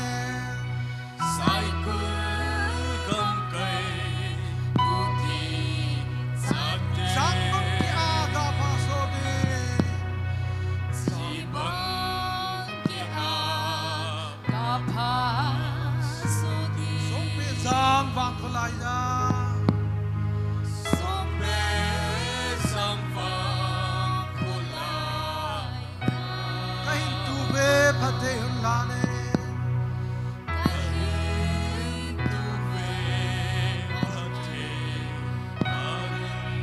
lâu pi na dinge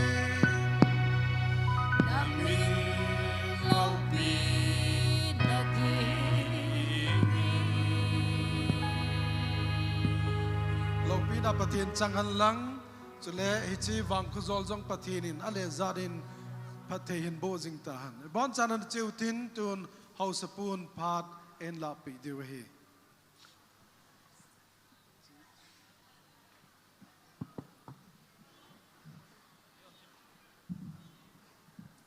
lại dây tăng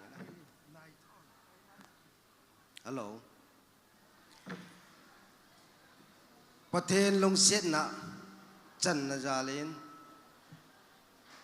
tuni in jong hilai muna hitabong phat lo pita imon thei jalovin masapenin pa pathen thangwa na pi hute jadinga kilom tunia hong kalsong Honorable MLA P. Kim Neo, Jule Hausa, Jaum ta hungkal sungo hiwin, social worker hiwin,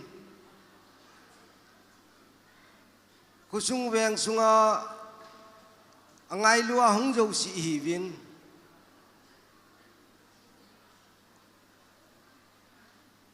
Jule SAIKUL OC Hongzhou si nabon chawin sung pe yang kumiten kan ki pa piwin Hongzhou si chunga pa pathenin phathen na bo su ke taw hen ani na a tu chunga hichi the first SAIKUL idol akibol na chunga ang kisagima committee hoyo si jule every idol umnisele judge ho apachin ikhelovin amo hungtahi long le amo chunga yong ki pathu se win tu ni injong ikhel kinowin tu ni acai ni khua jaja sa ei pon pi ho jo si chunga yong ki pa tu se vin he me mi nein SAIKUL gam sungi lasa ithe mu vin chule hitabangam platform hi agong do the akim pon ye chun tu chungin committee ho hong keu khom vin amina seilovin ade dia gangpiang vim nazret school secretary pu hin an nei pia hin chai go yang ho su pu oi pu yang le na hin chule oi pu lam sa din chule ya pu ho hi vin mo ho yo si interest alo thanuk zal alo le pon tho zala hi chi hi hung ki gong do hi ang ki gong do na chunga mi pi in phat chom na nei hui ti vin hi cha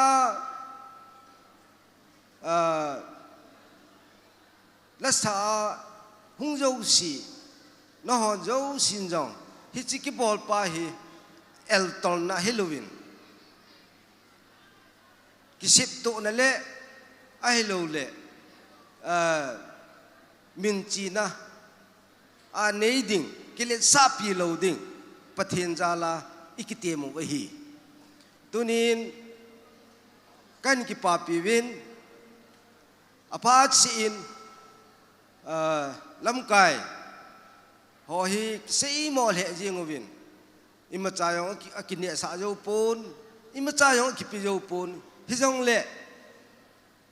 gam sung ngai lut na le gam sung khan to ding dei na jala lam kai ho chang in hi che an go no hi ama ho chung a hin pa pathin ha chung nung pathin ni phat the bo han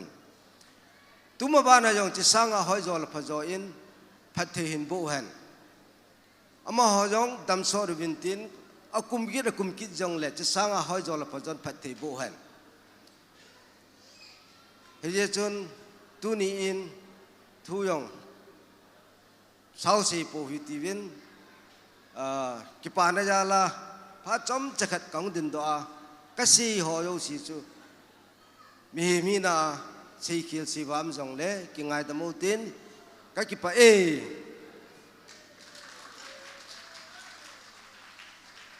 ki pa men house pun thuman luta ta ai sei pin chungwa chunga ki pa tu sei te kilonin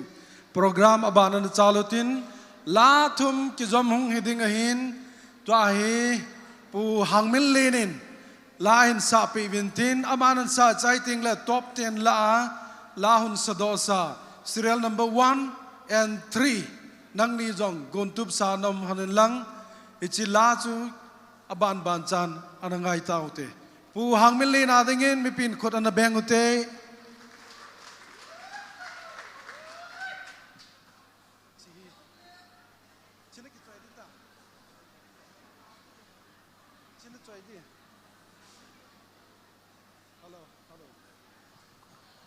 Hello, check. Hello. Kipam kasan. Tuni hitabong. Programa Sanmun Kalu Theisin ihin min pha ho chunga. Kipathu kasain sule hichilai muna kilom lo ta keile paulin lal bolpe hon la hung sa hi. No nong nagel le kidang na sa mai theu hin ahin keinin wang pathen ko na kala hon he 20,000 plus masanga bolpe sangin tunia pathin wa choila hi chilai muna sa di hi ki thiem hi yong le katha nom zon he ka ki pai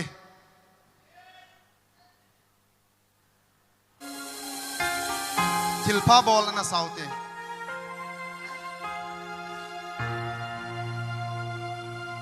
hello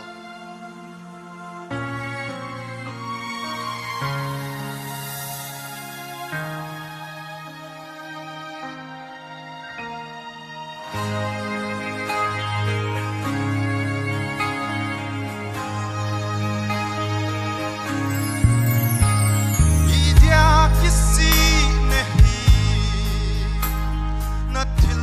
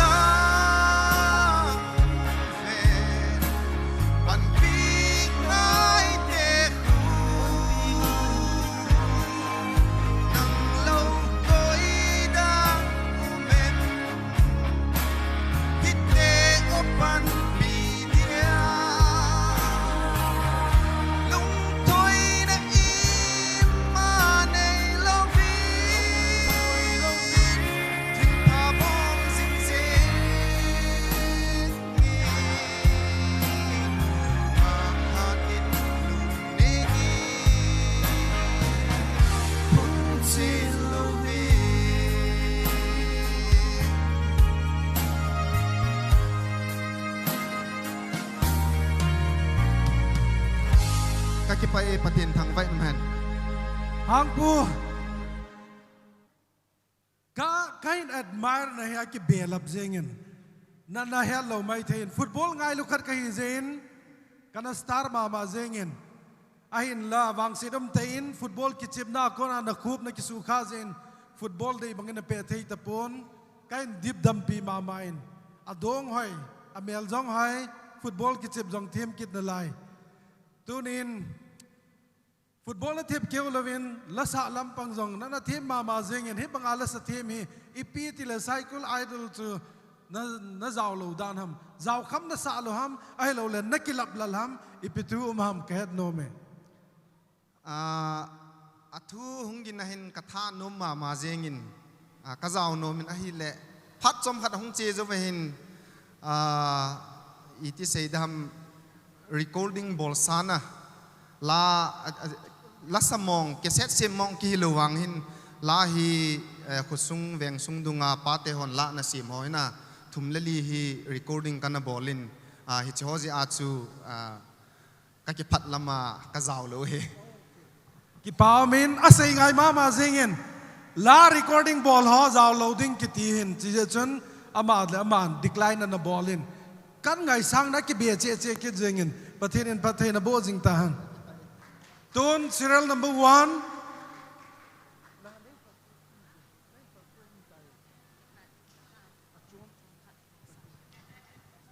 hello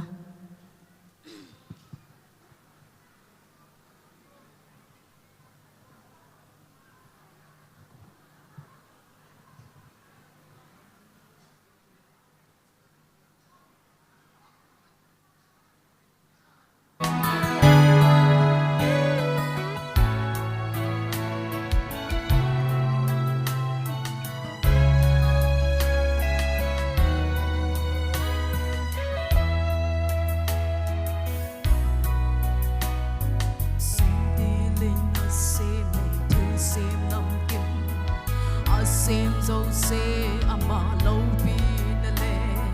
chơi ya na song pen le ba chơi na leng pa David bang na cha pi lo ba chơi ding ding Jesus Christa a tin tu in su in a zai la in o in Sim Zang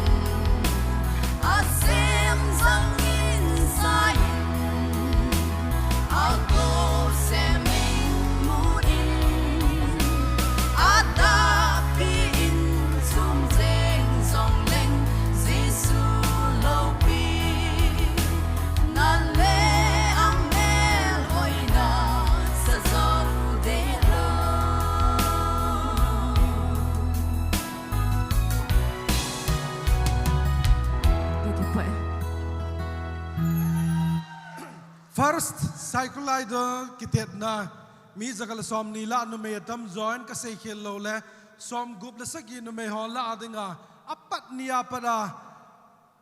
a o sang pen na sado thei admire kana pi chu nang na hin tu nia chai na gen jong na pangjingen chu la sa na jong lung la da lo hela na la sa na lam sau na zot na pathenin na mapui jing halang thanom ta hong pangjing dingin jong kan timin a he serial number 3 ahong jing takilhanin nu Rebecca khatwe kan din sa nomin ama tunin loi le pai pabep to ai nei pu to jong ahong kal songin ai loi la pai to ahong kal songin ije chun khatwe hong din do pi han lang a he kal lo jong tampim dingahin Sahai diary kiti zakana umla kotondom bo Amy hola entrepreneurship adinga a ball mas pen le a loling mas pen hin hichija jo acknowledge kan ball go dahin hichan jana nei ngai ludwa na hongwa patnehung lapi na chungwa ki pathu ka save ne committee hon tun serial number 3 ading in kodana bengute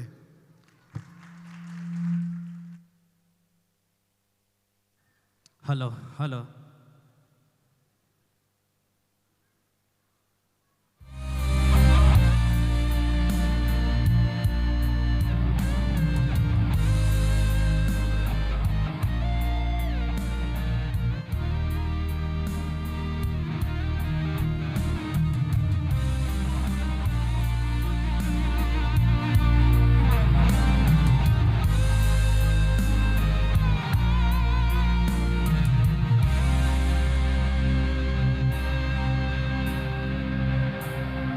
Vana ka pa namin tengki za bol sing hen nan leng gam hung lung hen le na le yin le si na lung de kim so hen dunia kan ne khop tiu an ne pe vin mi dang ho bat ka ngai dang bangun ke ho bat song ngai dam min zon se lo na the pat dep na nei lut hi un Agilo pa ako ninay hudo zovin Lengkam lethat tunay na lopi pen Don sot nin nangahi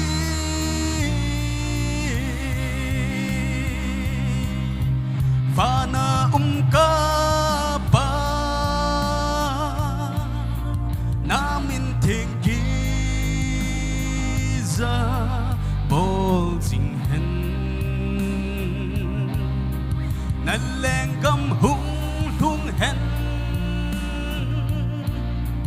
Vana bangin lei se na lung te kim so hen dunia kan ne khop diu an ne pe vin mi dang ho bat ka ngai dang bangun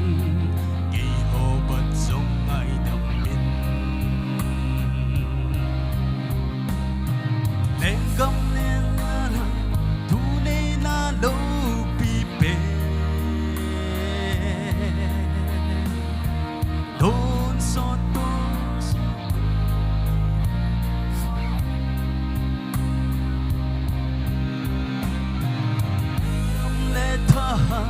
thu nei na lo pi pen don so nin nang a hi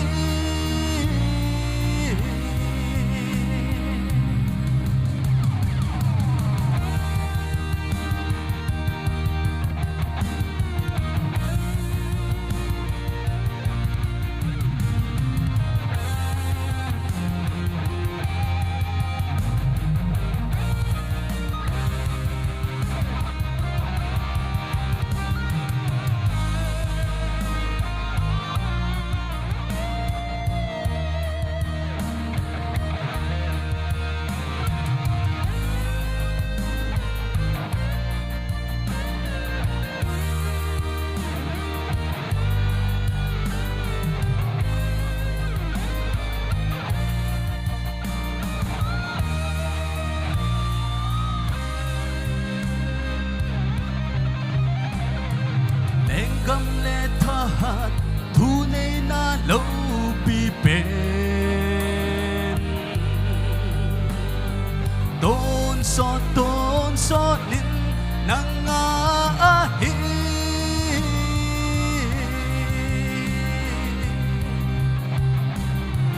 don so nin nang a hi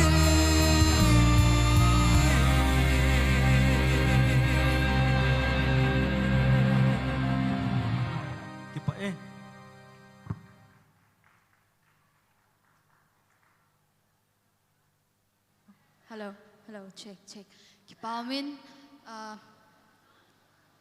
Khaimin len kip gen es mong bunga konin va choy langai ta isat ingai tha tawin tu hin competition ban zomin serial number 8 ichai go jang wang kho akon kim nun them dimngal ama stay sa khen kove, after which I request our Sir Anthony OC to be ready with a track for the special number. Once again, requesting Sir OC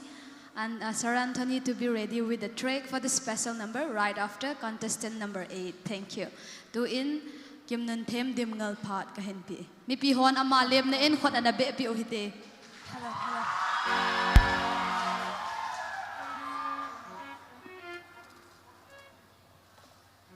Ako mi holung sit na hung din do pi leo chun ki pao me hung au za zing of it. Ading lau ding in. Woo! Tu ni tha ding fence tam pen hitan te ki pao me na tau theo hitai.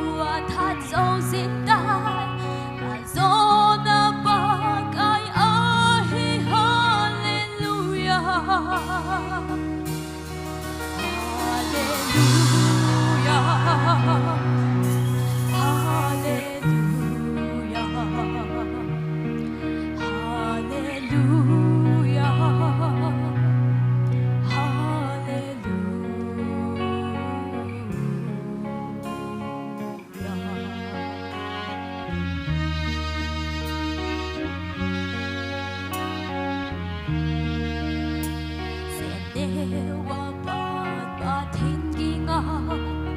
zo ba sa lu chân ra la lai zon cheng in zo do ching han lang zo chang in ching zong le o ken thei khan kho hin le do a kal zo na ba kai a hi hallelujah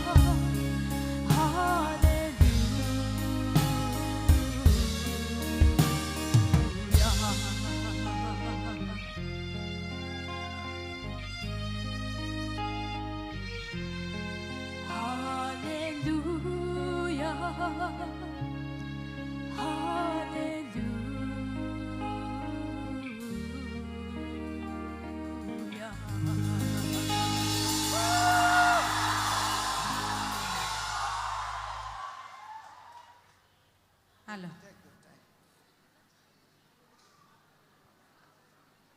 Kasi di zong kaheta boy na team valzingi. Na mel neo chakat na lim neo chakat na ocho lin val na. Aban le fans tam ta na neyen kahin ke papi eh. Timing neo khat na hin lap zipon na. Laizon chengin zu do zing hu hen lang laizon na hung gay seben. Na del tho zingin na sound check chu. Bale chichu na hung del chai le so changin zing zong le o chilai chu hung makit val chu. Chichu ken ka sei thei hi hen lang. Na o hoi le zingin mabana na china dinga de na sang pen ka hin pi e. Pa emis. Ahem. Wow. Mi cha te bang la sa thiu le. teamvalval.com. Anh nhau lòng lòng hi na bol thi che che ben kai he kyo hin kan le ko ki si che che yengen. Ki pa me na thi mong mong e.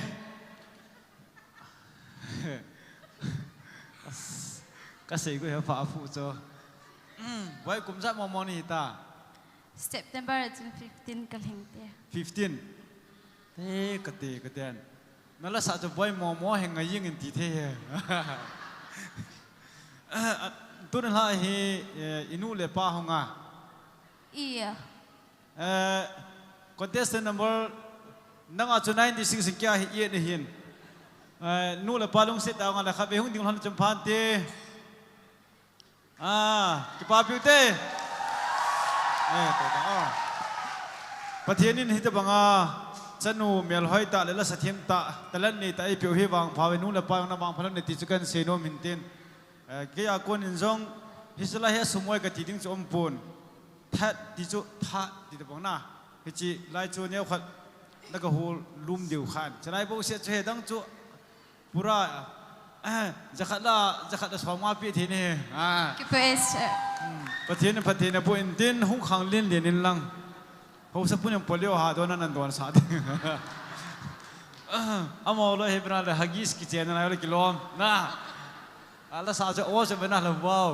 mi chula lam nei thing na ba ajiang SAIKUL hanga hi pathin jala tu chana hi min sina min thanai lo win na min ke ke hejo si bol pe thim talan ho hi tu a hi hita banga lakite nan hin gon le tu chunga la thim no hi zo falar te hin mani mizoram ana chi hung pang kite na hung pang the deu chen na mizoram ma hi phabe phe chi the ding nong mu hin ak to kha he poi le jeng tan khudlo na mizoram ma so lak thum jo lak thum pu ding a so na hoi chat yeng he yong le pathin kum kit le na lak thum pu ding na ni gon san tin na o jong hoin la sa jong ngai in performance jong hoin hoival.com ka ki pa pathin bu ta na min chu kim nun thêm tim nga thi thiêm na thi thiêm cho thiệp lâu le bao goi thiêm de anh là amin pu la thi thiêm thiệp na nei lâu ki tiêu wang cho e pon na thiêm mong mong e ka ki pa e ipiting a idol an hong zau nang ka tha nộp giá cao sao than nộp giá na zau e pi hin na tha nom ha la sa ka tha no ina jong sa thei lo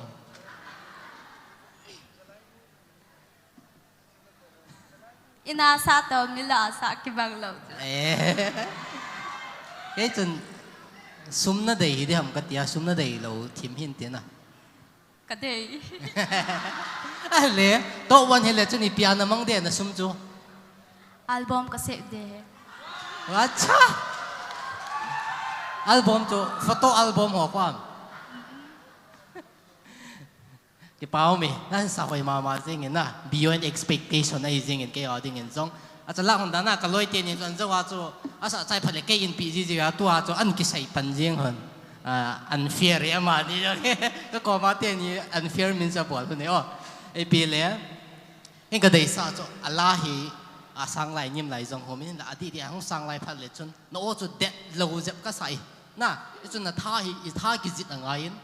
จนลาจุสังเบลเล่หงเฟลตไม่เทยเฟลตเลยว่าหงเล่น่าจะตลอดน้ำมันทิพย์เด่นนั่นละสาดันจนน่ะทิพย์ก็จะไซเลนต์เดือดจนที่จนลาสังไอ้สาพันเล่กิจจะตีท่าจงจิตตีโลจิตเด่นน่ะไอ้ป่าวเมย์โอ้น่าสะหอยมาจริงไงไปใช่ hello กี่ป่าวเมนdo bedi zong am tapon sai bedi zong am tapon emazo se perfect atiu cha hizingin ki pam avelin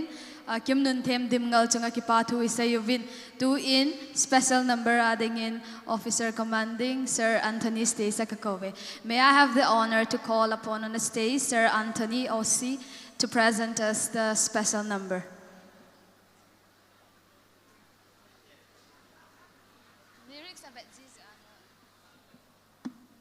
Ama ahong kichay chay le gong sa dema omdingin bilay wang ho akon ngam khantang tauthang serial number 9 ngam khantang tauthang got sa omdingin tepna kahineye la sa azong kichay kon sa hitan hizichun tu gaya ay to pi homi pite ho avelin na chung siwa ki pathu kahin say kidove tu in osi pa phat anapitaw hite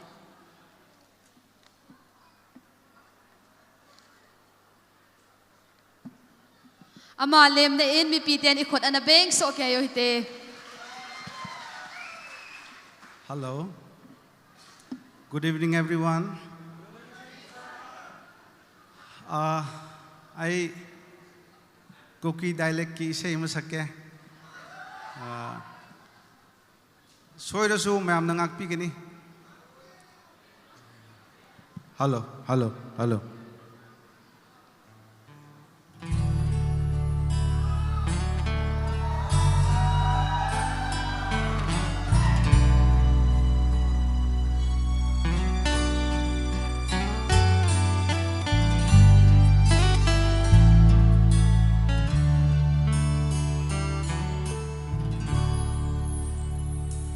Tol the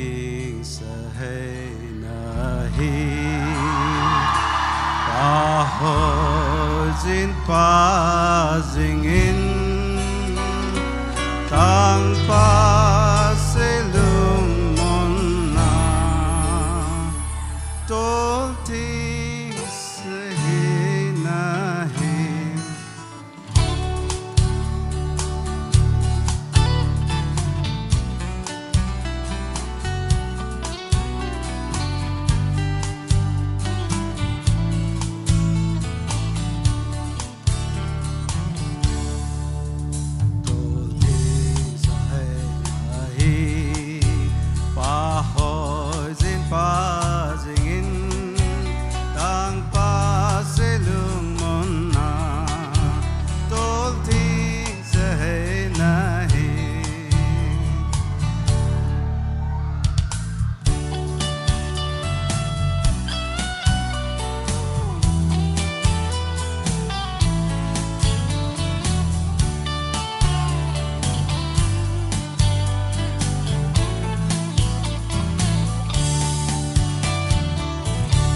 Gamang tol ting sa hay pa cha Kay din pa hoy din pa dingin Kum so din pa hoy din pa ta Tol ting sa hay nahi Tol ting sa hay nahi Pa hoy zin pa zingin ang paselung monna tol ting sa hay nahi kanong eje pa hoy lo ding kadin nang dong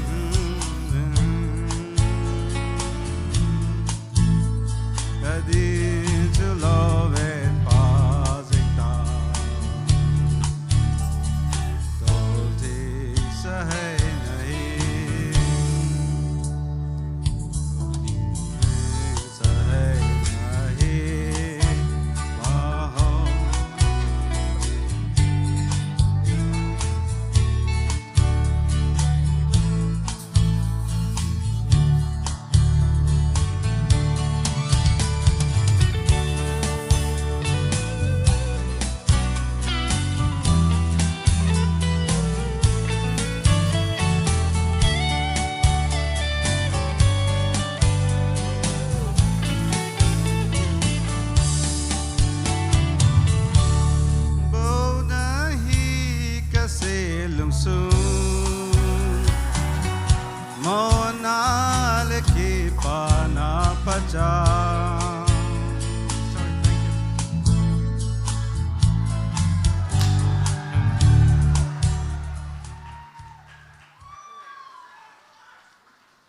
Thank you so much, sir, for the wonderful song. Tuin abanin competition and a child pay hitin competition banzo madingin serial number 9 bilay wang huakon ngam khantang tau thang stay sa kakove.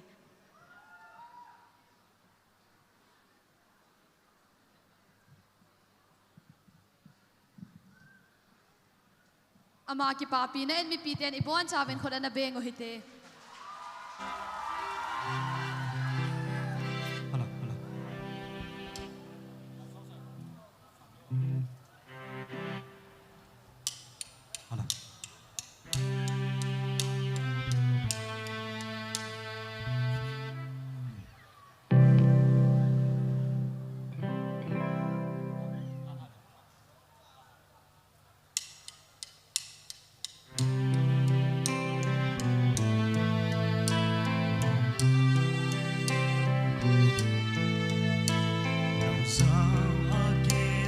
Sinh ra ban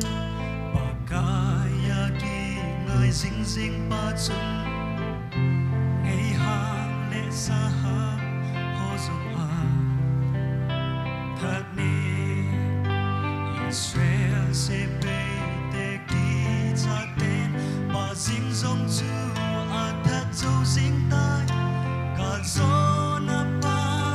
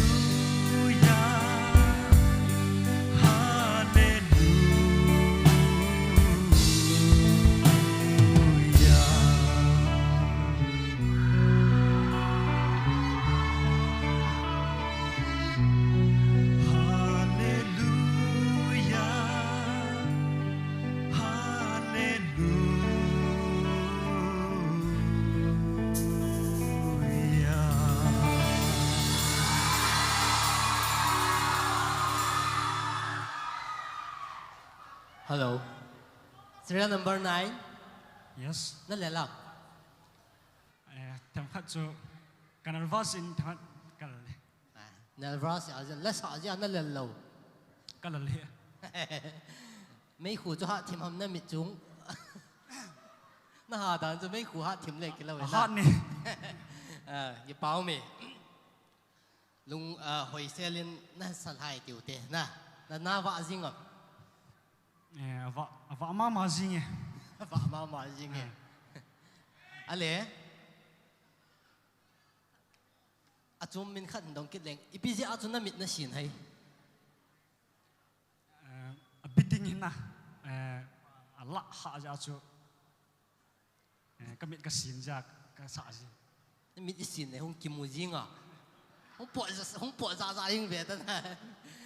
Cái bao mình ấy là Allah thì biết được ra làm này hệ này. Cái ấy hoàn là đăng cái bằng biết rồi, cho nên hoàn lại hạ sáu hiện hàng bia 4x4 bit hậu bung lao hồ bit lì lao na, nộp ta hiện tua cho ding ding ding ding anh tiaiเลยจนละหาตาดานเอากี่อย่างสิไอ้ปีจุยเล็กcái bao mình hồi xe lên này sao tháo dần lên,ละsaไอ้หัวมีจัดดังเตี้ยใส่เลยไอ้หัวมีละเห็นกวยที่นั่งไงสังเป็นอ่ะ Cookie idol pa lin chung ka ngai sang pen. Ai pi khu na ngai sang ham. Asang asa yong le asang in jong hoitan salan. Api lani ma sang le hoitan salan na. Chole pula pala tion le athim sia kinin chong le gospel lang nam la lang tion le na. Amahu a perfect in na. Dang to kat te thei poi. Nang to pulin chung ki hi na khat hen sei do le. Amma da te ding in ke ima ke ima hello chui thei lo chu ima khat nei ja lai nong din chu me sei ha thaw ai pi le ai le tu hin idol khat hiding in ka fit ne na ting ama henge cha ke pao me ba be piu te hi le jing chu la na hi ji chun thiếu cái tí hi hiện là hi cái hi chăm kim tài tium lâu hi na liệt khát là ý pilam pi rong le e chun ila sa dan him asang hi sa ha na sa am lan yim asang to ni mi hui chi nup na sa na nga dinga anim hi ko hi pia soft ka sa na anim hi ka sa yi tin le ko hi ka ha za ji pon ji hin anim lang hi ha ka sa ti me anim ha na sa na cái hình kia là cho sàn le chun lel o chun lel ka sa hin na ya chun na le la kan ti ba sa te re na chun o vocal pai ha jin ke jil be le chun kyak pana de sa na yo pe hai mel hoi na min chu zai ma ka cái kilom jing na mel chu ka vat le kyong hi min kumal ai ti hin so pi na min chu ipi na ka ti ta ngam khan thang cái ba me thang boy tiểu te na mel jong hoi na la sao na themin kin ka sei nom che hele microphone chu na tum be sen tin na o chu na sei banga a soft to hele a sial wal na no hi hilanga output hi hat zolo chupa na jong pronunciation pa hi ne ho kichi de ka tin la hi achang hi chu cha cha hin na to tang na kai na nin hi chupa chu ne khat akit ting le lanan sa ting le chong chu ana sudi to peo hi tin ama di bo ki sei hi lo hi o miu si la sanom yo sia da ki sei hi chupa na jong khusunga hi lalam kai ha lo le oi za ti ho vela na panam tu di muna he kapang he na pan lo na ai wanga chu na khut chala thil ta na ko ko ing dan chu nangwa ho ni jing ka le ha do re mi sam sam ing lo le na no lo chui tum ta khut ti ta ti ta bong bol jing la chen kilom thim na he chong chu mun kha na chman thin ta pha u sa ka man ni pa chu ke ma gyal da na le mi pi ngai da na chu na khial thi ham ti ong chu na yo this is my life ti wa na za him bol chu hong kilom di hin ai ma chu nang chen hai se senal ha lo hil chu chong chu an khial noi tin ki ting lo ka sei bangin tham khat o pa hi akichi thin ding in na to an la sa chu loi pan sei ma bangin tham khat nalal tabanga khum jina nanarwa ji chong chin tin ale na fan so tambe se ji yong hi mei tin fan so khabe ga pyang te mule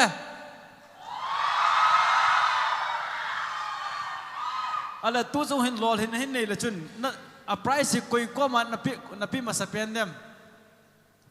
kan ya apa na insin do kenul kapa khona kapi masat pen de wow kipami ala SAIKUL hangan ipi ki bola hin khanto ne hum thidam basanan hichi hin ke itapang hin til khasi se na hichi chi piute ti khana de sa kham seyo SAIKUL hang khanto ne ding hin SAIKUL hang khanto ne diran sa ipil ai he yong na khanto ne ding achun hichi